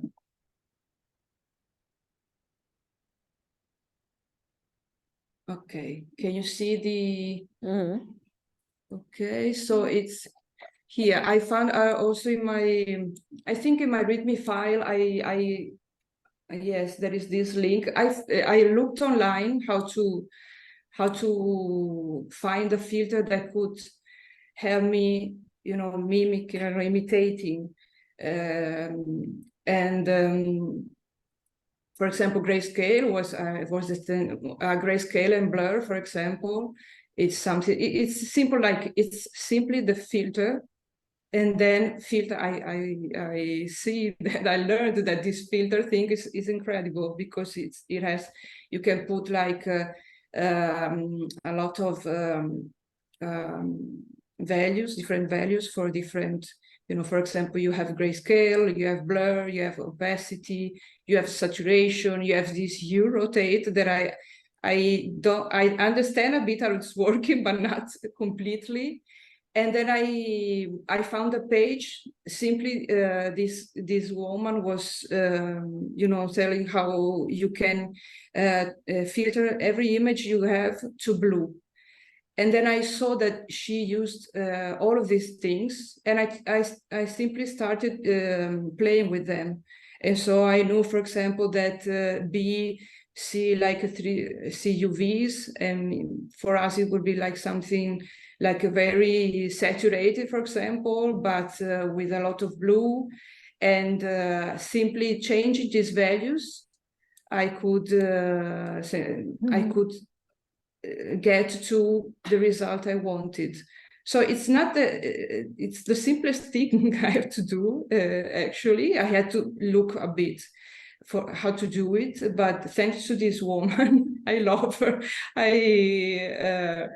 I got to do this. So and the filter, the things of intervene on the image with the filter was a Joy suggestion. Maybe I would not have thought about it.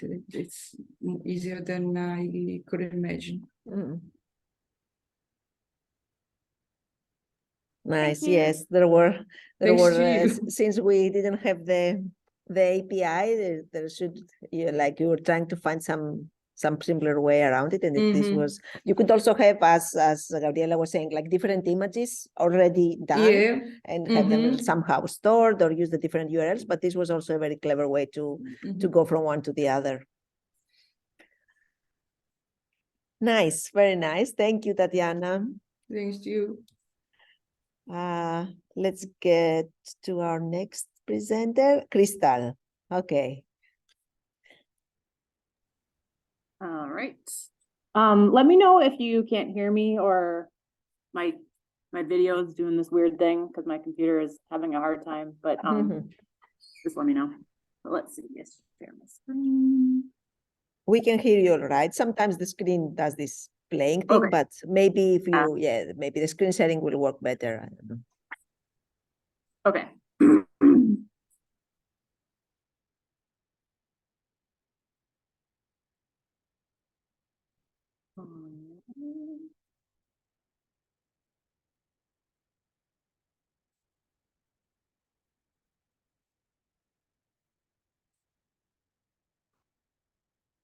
Okay. Can you see the presentation? Okay. Yes. Okay, so I worked on a little library app for my project.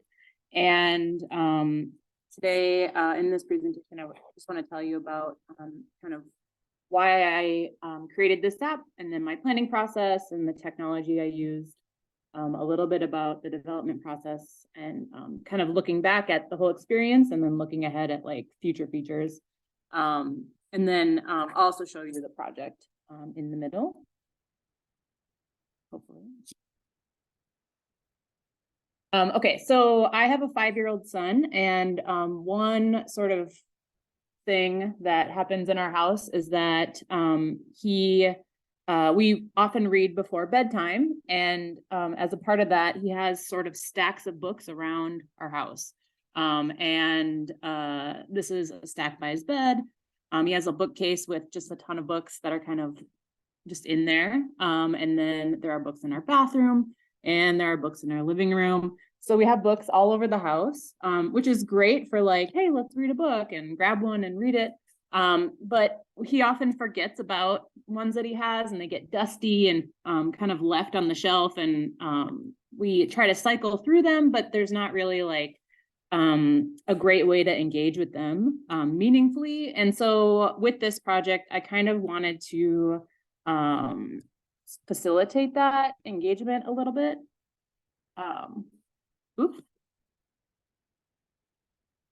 With by creating opportunities for engagement with the books that we have. So that was kind of my reasoning, or my sort of like goal with this project, was to create engagement with the books that we have, specifically kids books, with this project. And so some functionality that I thought could help achieve this is keeping track of children's books somehow, adding new books to sort of this library, and then being able to remove them as well.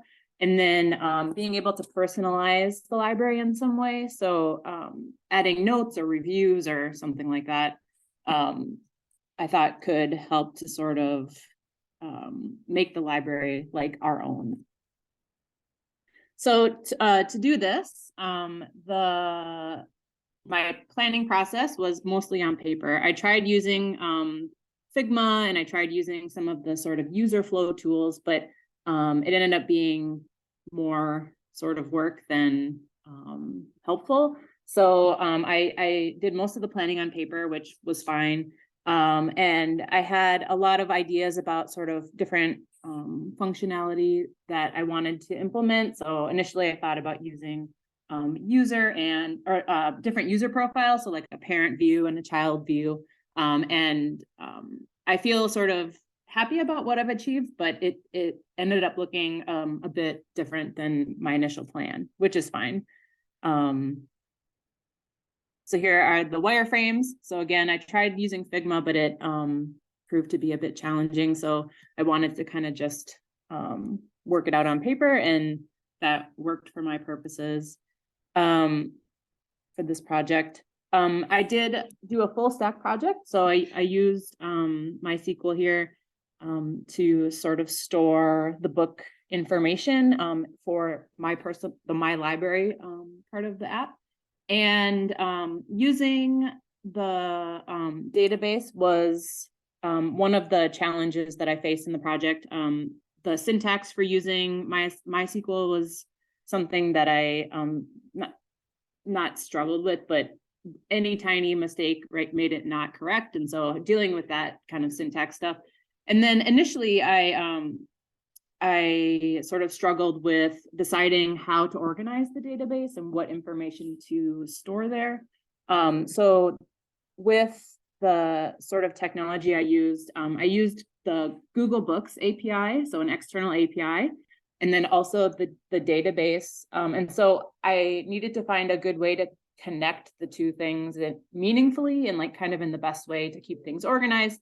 Initially, I thought I would save everything that I wanted to render from the external API in the database, and then sort of talking through it with Joy a little bit, decided to simplify the database and only store something that would reference the API.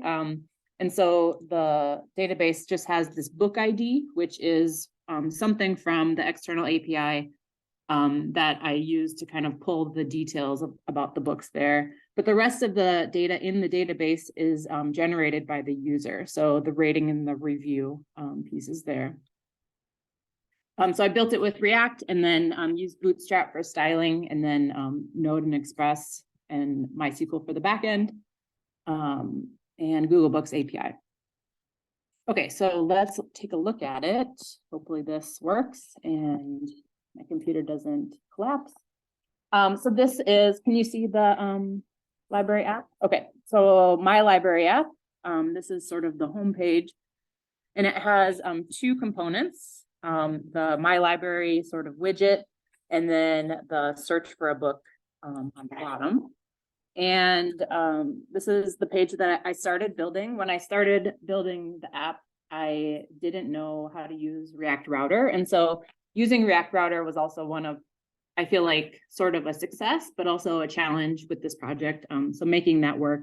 And also understanding the relationship between components and pages and kind of how they all can connect and where the data lives, and all of that was sort of a learning experience with this project as well. So in the search box, you can search by book title or by author. Just type in your searches there. And then it searches the Google Books API based on those parameters, so the title or the author, and returns a list of books that sort of match. One additional challenge that I had with this project was using the Google Books API. It proved to be sort of unpredictable sometimes, or kind of had some strange sort of, it returned results maybe that weren't expected sometimes. For example, searching for a book title, actually this book, Alligator Baby, didn't return anything. And if I searched by the author, it didn't return that book. But if I searched using the book ID, which is in the Google data, it was there. So I'm not sure, you know, what was happening exactly. But there were other sort of strange search things with the API. So I feel like that's also a place where this could be improved. It's a somewhat of a limitation. The search results are sort of sometimes maybe not what you'd expect. But here we have Brown Bear, the book, and I want to add it to my library. So if I click that, it'll add it to my library.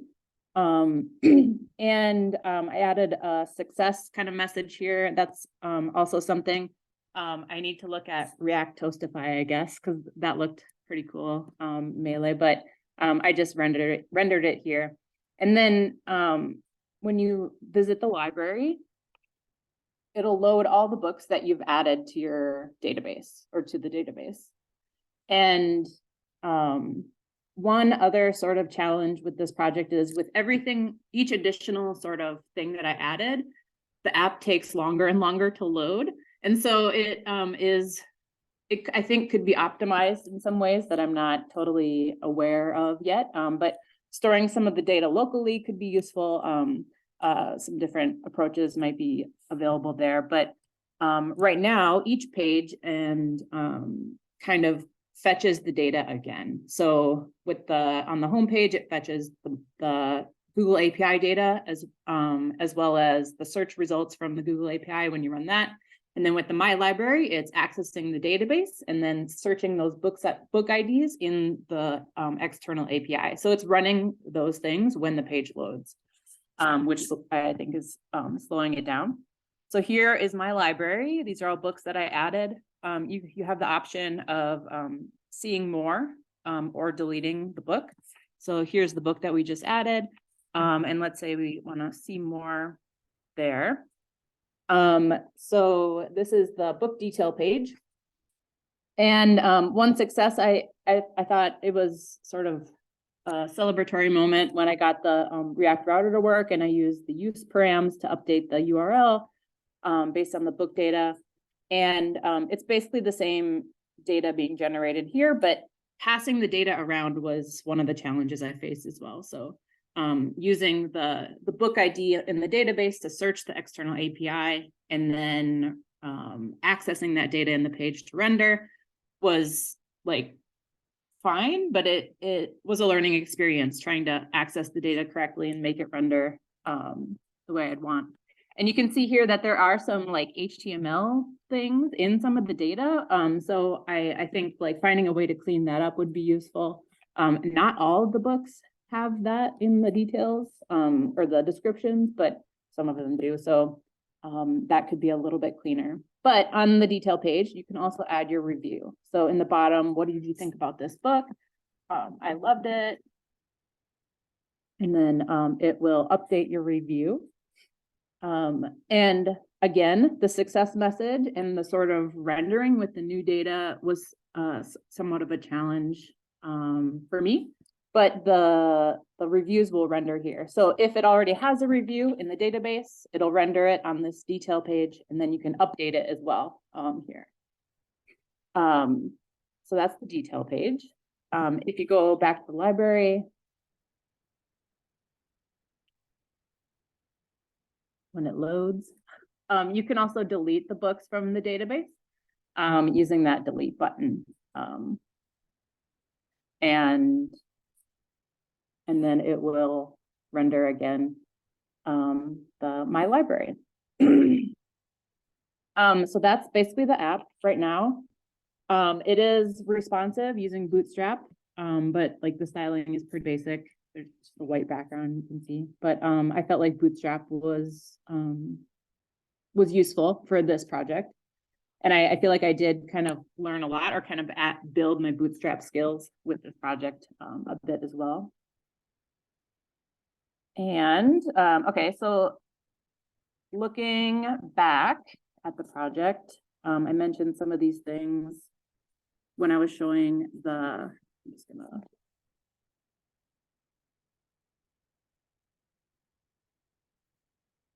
show this. So looking back at the experience, I thought the project was a really good learning experience. As many people have mentioned, I feel like it sort of solidified my understanding about a lot of the concepts and like the things we've done with React Router, with React, with Bootstrap, with like all these things.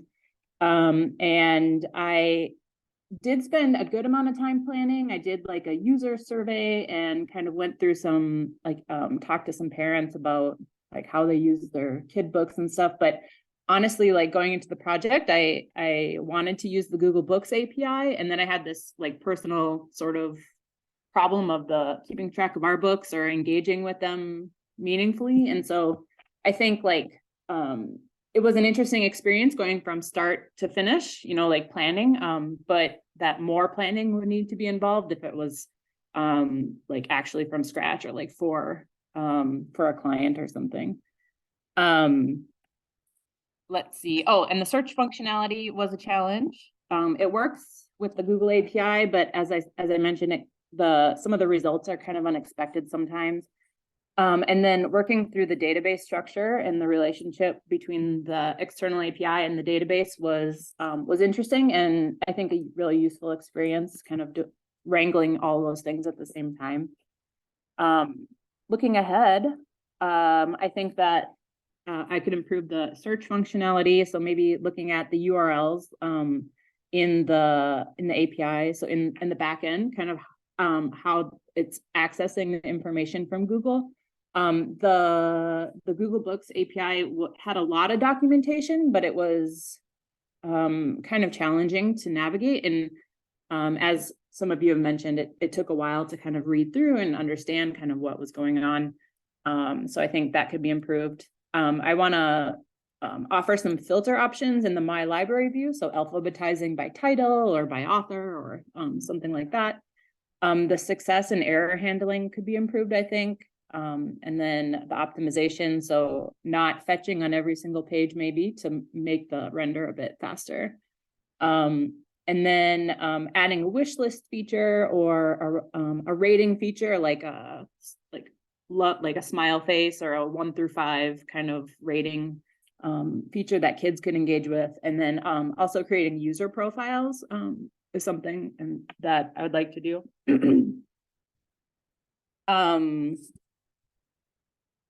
see, there we go. Yeah, so that's the app, my library app, and kind of about the process. Let me stop sharing my screen and I can turn my camera on. I thought it was a good learning experience, and I had fun with the project. And it felt successful to kind of see things come together and work through some of the challenges. But that's it. That's that. Thank you, Crystal. Yeah. Very nice. I like it. I like a lot the idea of combining the external APIs with a database. I think it was the most intensive on this aspect of at least of the projects that we have seen so far. And I think this is the one that it's also creating, of course, some issues, but that it's a good learning thing to combine the two. As you're saying, probably some of the things should be also replicated. So when we are using an external API, normally we try not to copy everything locally, but then maybe the ones that you have on your library, like my library books should be held in a local copy so that then the loading is easier and dealing with them. There were a lot of things there to learn and to work, and very nice. You should be very proud with the thing that you achieved with this.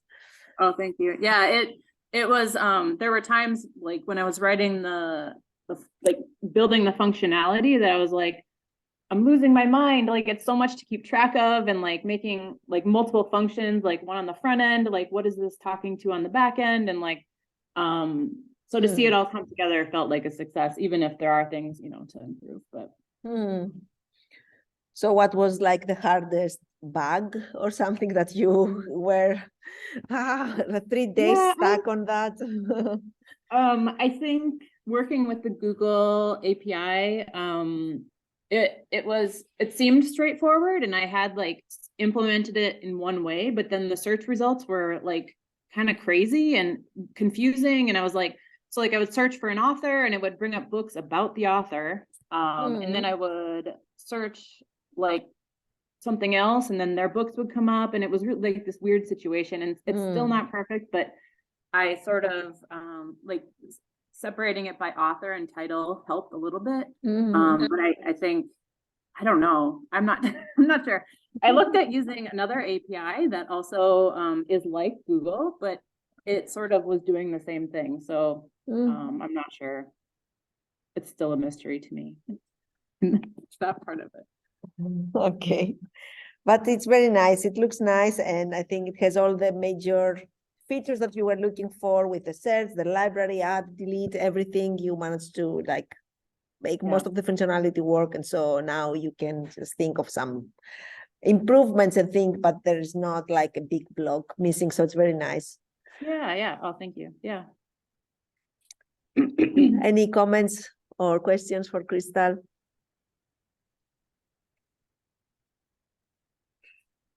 Well, it's a little thing in this whole huge project, but I think also the interface and this font is very sweet. Like, you know, it's you thought about the user. Yeah, I imagine my son trying to use it, but it's simple, but I did kind of try to think about that. Yeah. It will be nice also, as you say, if you add like the stars or something more, not so text, I guess, but the font look very nice, and you already get the idea of a children app when you see it. So Good. Okay, thank you. Let's see. Gabby, you are next. Yes. Well, first of all, I really liked all of your presentations so far. And I'm sorry about my voice. I'm trying to speak, but it's difficult. Okay, I'm gonna share my screen. Second. Okay, so let's start. Can you see my my presentation? Yes. Yes? Yes, okay, we can. Great. So my app is a front-end app. I didn't even try to make a backend. part because I found it very, very difficult. And in the end, I really enjoyed working with React and just the front end. But when I started to plan the project, I I just went so wrong about it because I I really wanted to make the UX part, you know, like well planned and everything. Just, you know, like I tried to think of everything in the beginning, but I didn't check basically the API, what was available for me, and then my whole initial app was not feasible at all. But I built my planning, research, and everything on that one. So I had to restart that part, and of course I lost some days and lost some time with it. But sorry. But yeah, I wanted to create a recipe app, and I just wanted to make it simple. I wanted to practice React, and I wanted to learn some features with it. So yeah, that's at the beginning. Just go on. So as I said, I really planned the UX part, and my favorite was the research part because I did a user research, and within some hours many people responded. Well, for me it's 27 because I used to do researches and it was always so difficult to make people fill in surveys. So definitely it was interesting for people, and my friends shared it, and then it was nice to see that people were interested in my initial app a lot. But then I had to simplify that. I also did very brief market research, mainly competitor analysis. And then I thought that I can create a nice niche app, which didn't happen in the end, but it's okay. So most of my respondents said that they are not really interested, or they are not really using recipe apps, but they wanted to use my Catalan cuisine recipe app, which was my original plan. So maybe it's in the future. I'm gonna build it when I start using backend as well. It could be something for the coming months, maybe. So I also created a user persona, and I try to really think of, okay, what kind of cuisine or what kind of components I can build in so that my users could be happy with my app. And then I, just like Crystal, I did most of my planning on paper. I like making wireframes by hand. And this was my plan. In the end, I didn't really make an about or contact page. I was just happy to make a basic recipe app. Let me just go to the app so I can show it. I don't know whether. So you are seeing my screen, right? Now, can you see my app? Yes, yes, we Okay, can. great. The name is Nyom, which is both in Hungarian and Catalan means like something is yummy, and then you say Nyom. And so the main, this is the homepage, and the main components here are the search bar, the different cuisines, and basically the vegetarian and the healthy picks. Interesting here is that with React, I could make this this React split, which I found really nice. That now it's not working, but normally yes, like this. So you can just slide your whatever you have here, like here the recipes, and then if you let's see, I don't have a mouse because I'm traveling, and now it just okay. Why it's not working? For this reason, I also recorded my app. It's really not working now. I don't know what I did. Anyway, sorry. So the search bar is like, okay, for example, I say I want to cook something with apple, and then here are the recipes. Or tonight, I don't know, I want to eat some let's say Thai, and then here are the Thai recipes. And yeah, if I click on the recipe, I couldn't make it so that I couldn't make the image smaller, and it looks a bit ugly, but I have these buttons here, the ingredients, and then the instructions. If I click on the instructions, what else? I think that's all basically, and then I can go back to the home page. Yeah, there are many things I could have done better or differently, or I don't know, a lot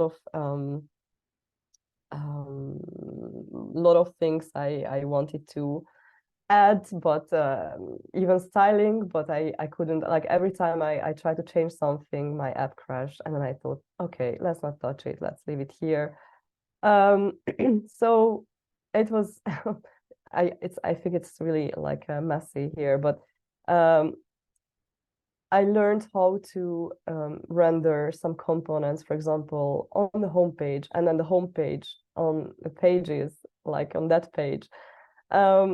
It was like the logics before this project was not really clear, like how these things work. I had no idea why it's good to use a component, you know? And now I understand it more, so it was definitely a success for me. And then yeah, it's these are the hooks I used, and then the extensions I installed additionally to the basic React app, or an npm. The framer motion, some React icons which you could see with the cuisines, which I liked really a lot, because I don't know, it was just so much easier for me than using Bootstrap, and Bootstrap has its advantages, but I like the icons anyway. And then React Rotterdam, which was also good, but then I read that it's mainly used for web pages, web applications, and not really responsive. And I used styled components, which was useful because then I could use CSS on the page itself, and that helped to make it easier a little bit. So yeah, that was it, basically, my presentation. And thanks. Thank you, Gabby. I see that you have really gotten into React a lot, because you used all these different things from React, not just like the basic React that we have seen, but all these additional packages and yeah, things. because basically I watched crash courses, and I try to like I try to follow one basically, and then when I didn't understand something, for example, use params or use navigation and this kind of stuff, I really wanted to learn how they work, and for me now it makes more sense. But, yeah. That's it. Nice. And Thank you. so would you like also to add some backend at some point, or you think it's nice as it is? I would like to understand backend first, and then maybe yes, I will add it. I need much more time to do that. Yeah, but The design looks yes. very nice also.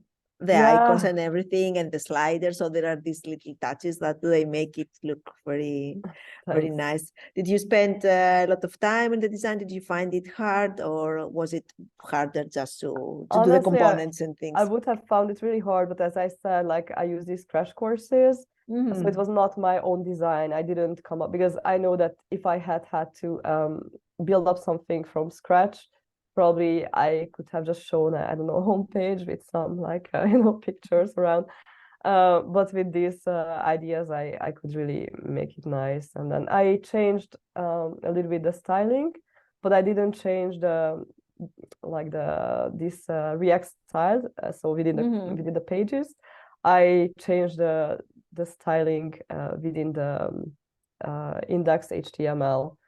So I also learned how to do that. Just if I wanted to change like all the pages, for example, that was the easiest. I could just go there and then just add CSS within the HTML, and that's it. Yeah. Very nice. Thanks. Any question for Gabby?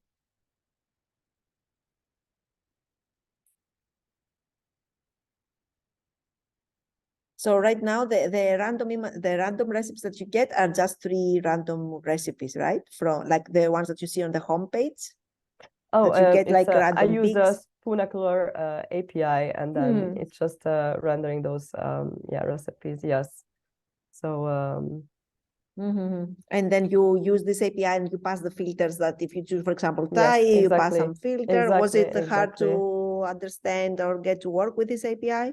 Not that much, but I wanted to change the API, so I started to use another API, and then everything crashed, and then I went back to Spoonacular, which I don't really like because the pictures I think ugly, but I believe it was working. Yeah. Okay, mark it for the like Exactly. future features. Yes. Okay, thank you. It looks really nice.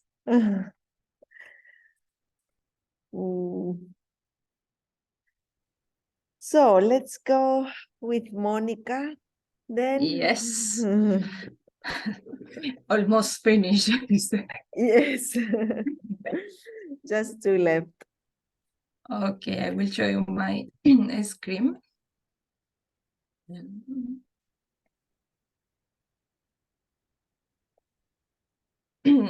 Okay. This is my MVP. It's Cat House. I think everyone knows I love the cats and I need to save for them.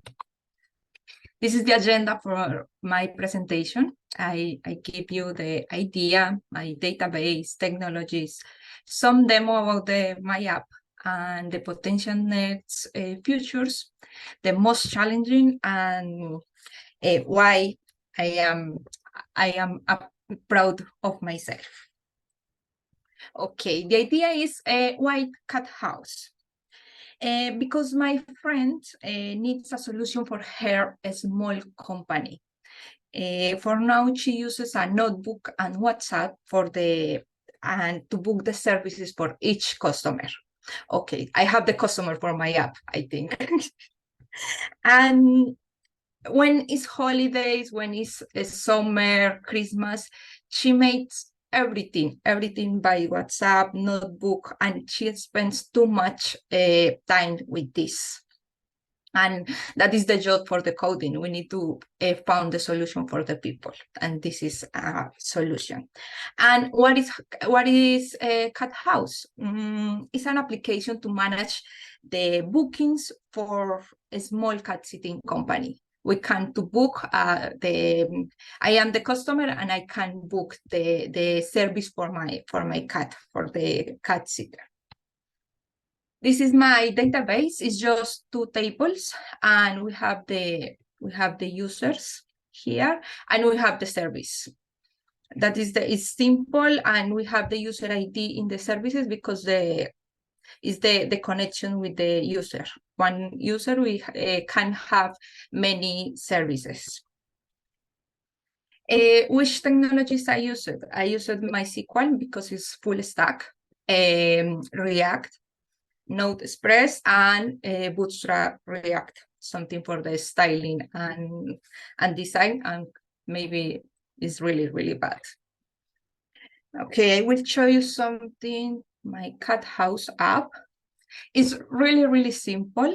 It's not because for me, the design is really difficult. I need extra classes, I think, or something, but it's really, really bad.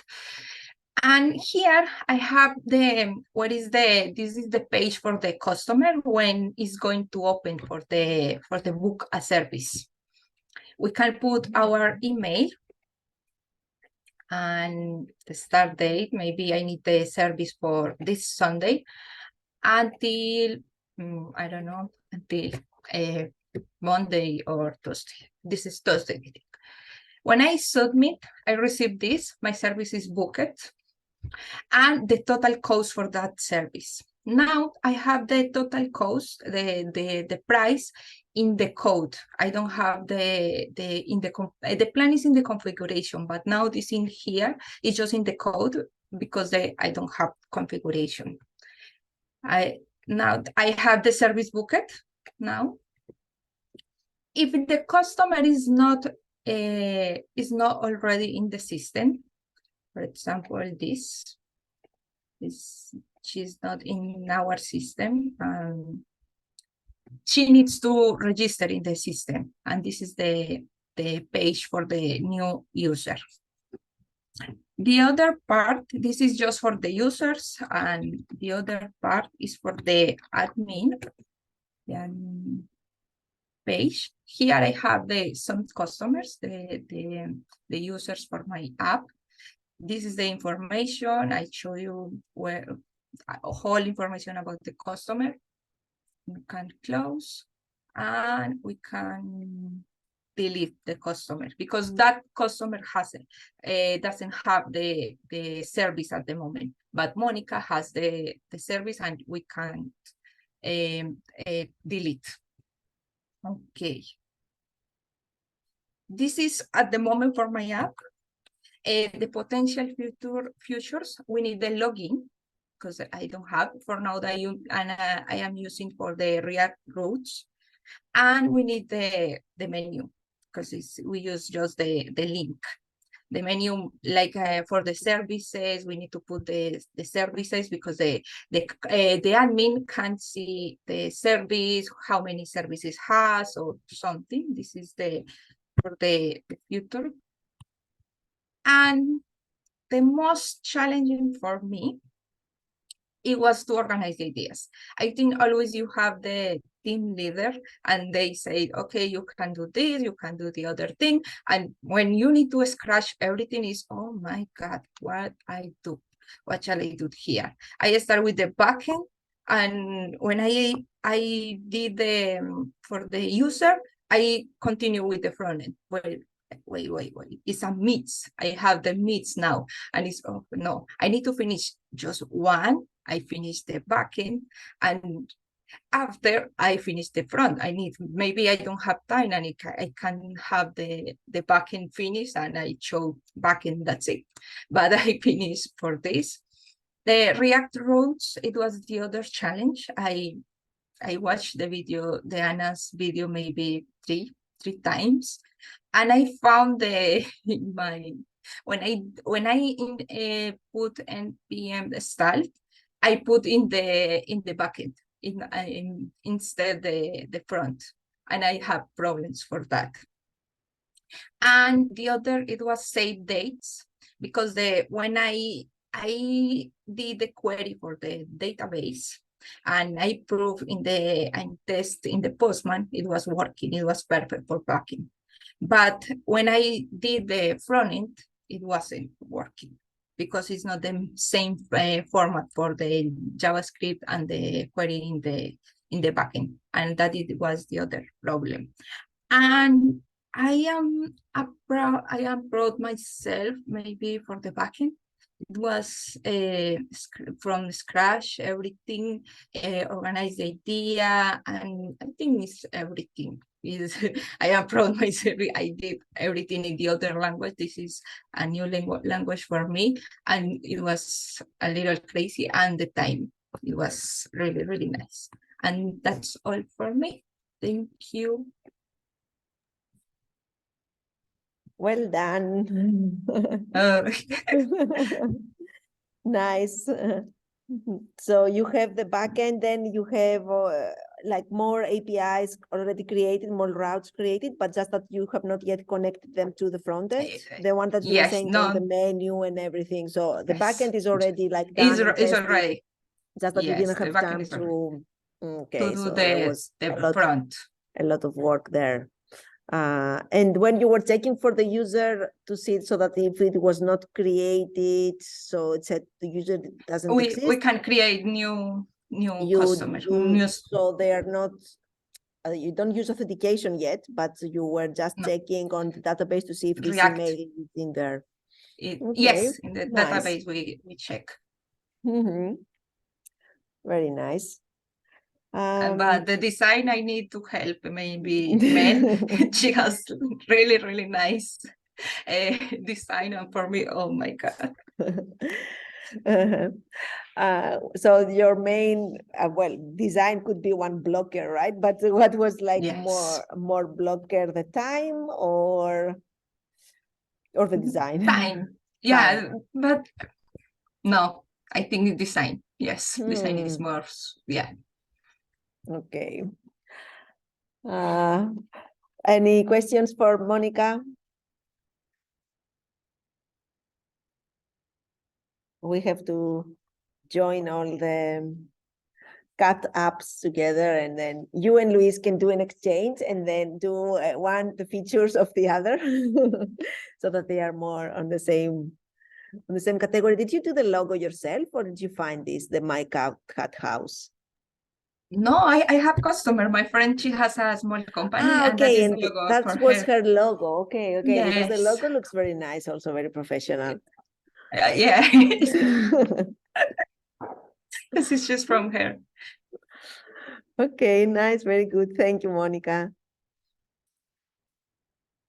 So last but not least for today, Jacqueline. Pressure's on after seeing everyone's awesome projects. It's really cool to see how far we've all come. So it's been really fun to watch. Let's see if I can get my screen to share. All right, can everyone see and hear everything okay? All right, so I work as a speech therapist, and I kind of stuck to what I know because I had a lot of ideas. So SLP stands for speech language pathologist, which is my official title. And I wanted to make a case manager because I have a lot of data to manage. So speech therapists, I work in public schools in the US, and we have to keep track of a ton of stuff. A lot of us have over like 100 students on our caseload. We have a lot of paperwork with really strict due dates that we have to keep track of. And if you miss a due date, it's really bad. So you really want to make sure your paperwork's done on time. And we have to take data every single session to show student progress over time. So it's a lot of administrative tasks that really take away from what is like the meat of my job, which would be like doing speech therapy and making materials and collaborating with parents and teachers. And so it's really time consuming, and I was looking for a way to kind of make it less so. So the idea is that any speech therapist, whether you're working virtually like I do or with a student in person, you could have your laptop open and kind of take data as you're working with a student. Because my current method right now is a notebook with like a million tiny marks all over it, and it's not very effective. So I was looking for a way to kind of streamline my process. So for my design process, I used FlowMap for the user flow, and I tried Figma for the wireframes, and I found it very overwhelming. So then I Googled other ones, and I found Wizard, and I found it much easier. So I'll show that in a second. And then I used just your typical backend and front end stuff that we've all been using. So this is the wireframes I made on the Wizard app. It was really easy compared to Figma, I thought. So I liked that. Here's my flow map, just kind of showing them how it works. It's a full stack app, so I have 2 tables, one for students and then one for sessions. So every time I see a student, I'll keep track that way. And then this is just kind of a map of my components. So I just wanted to show how it works. So it's just a really bootstrappy looking simple app, but I have a form where you can add new students to your caseload. And then you can see kind of all your students here listed on a table. I used a what's the word? Oh gosh, this here I used to make the tutorial, that's what I'm looking for, to create the table. And it was really helpful because it was a little overwhelming figuring out how to make it sortable. So it really broke it down into steps and made it easy to understand. So if you click on the label of the columns, you can sort it in ascending or descending order for each thing, which is really handy for dates because you can see what you have coming up soon. We have to do all this paper, these are due dates for paperwork. And you can also see the minutes of speech therapy the student receives per month. And then you can also, delete a student as well, if student moves out of your district or whatever.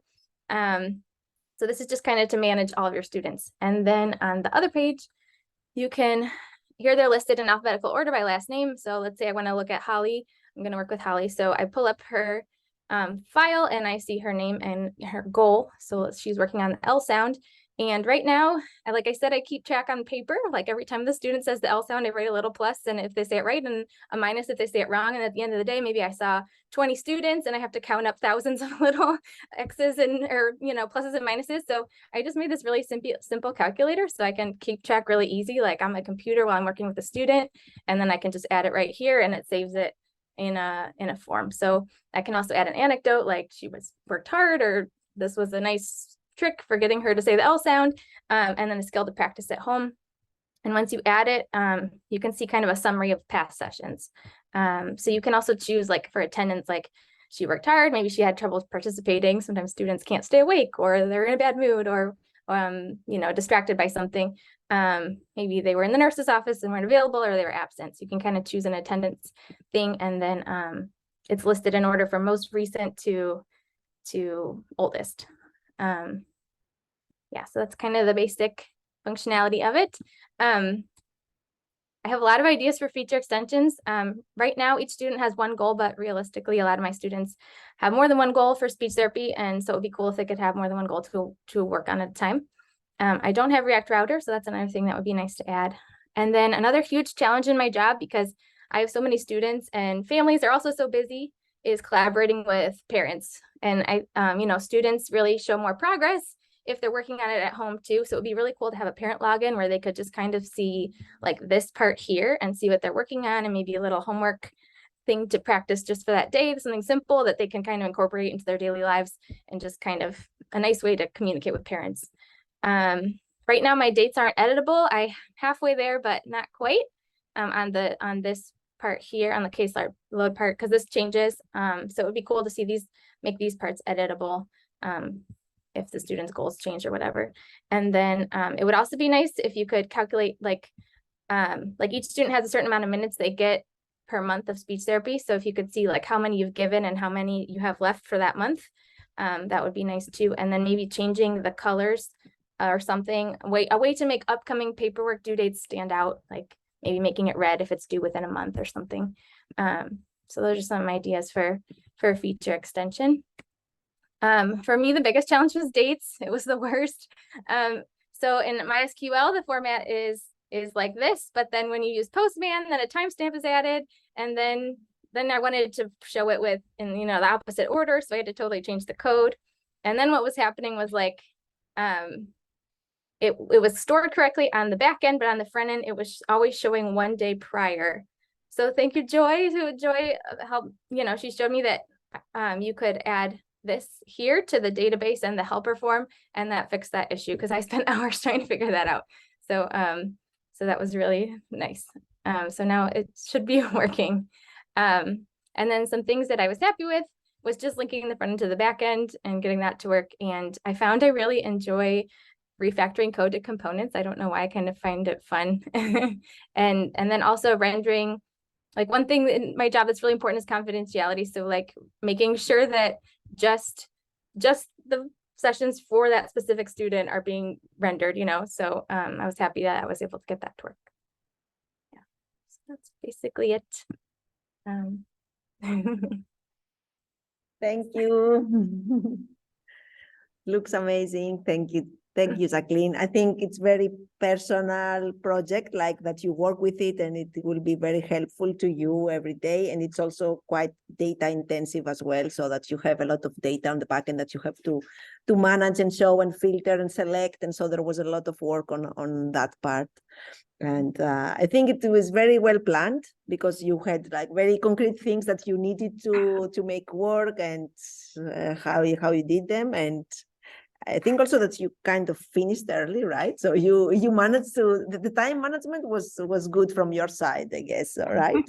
I knew I had a lot of stuff happening this week, so I really tried to get it done early. So I worked long hours the first couple of weeks. Very nice. And also the plan for next steps is also like, you have concrete things that you want to try that they look good. So which one you prefer then on working? Mostly the database stuff or the front end stuff? I like the front end stuff, but I don't like designing. I feel like I'm creating problem solving, but not with aesthetics. So that, yeah. But I like Yes. doing React stuff. I enjoy that. Yeah, we like the coding, the problem solving part is better. You have some questions for Jacqueline?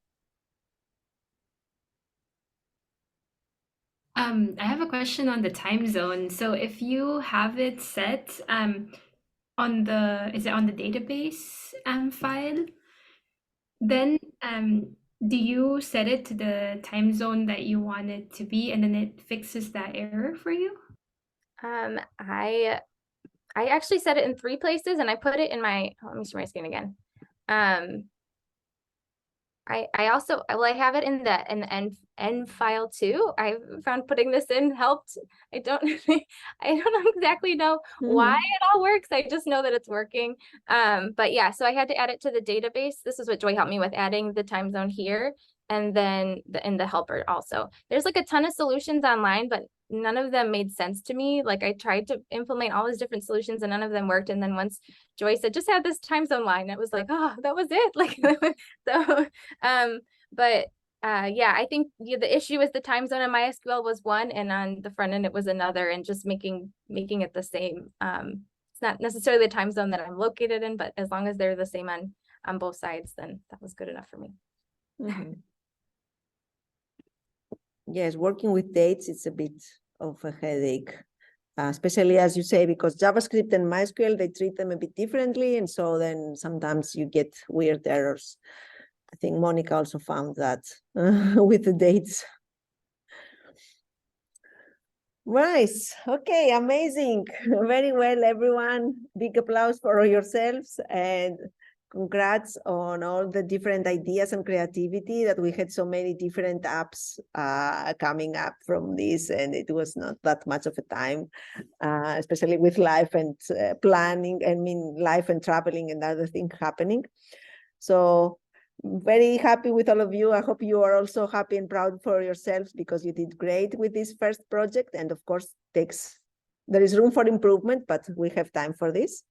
And we have some more projects coming up next week. So I'm not going to give you any homework or anything. So I think you all deserve like a weekend where you can just relax and forget about coding for now. And then we start on Monday with a feature extension.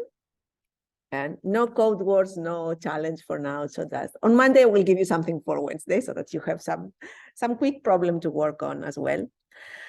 So thank you, everyone. And I don't know, any comments, or let's take a screenshot of our happy MVP faces. Sorry, Rebecca is missing, but ready, done. Okay, so that I'll post to have as for the memory of this day. Okay, then. Thank you. Have some rest. Have a good weekend, all. And I'll see you Thank you. on Bye-bye. Monday. Bye. Bye.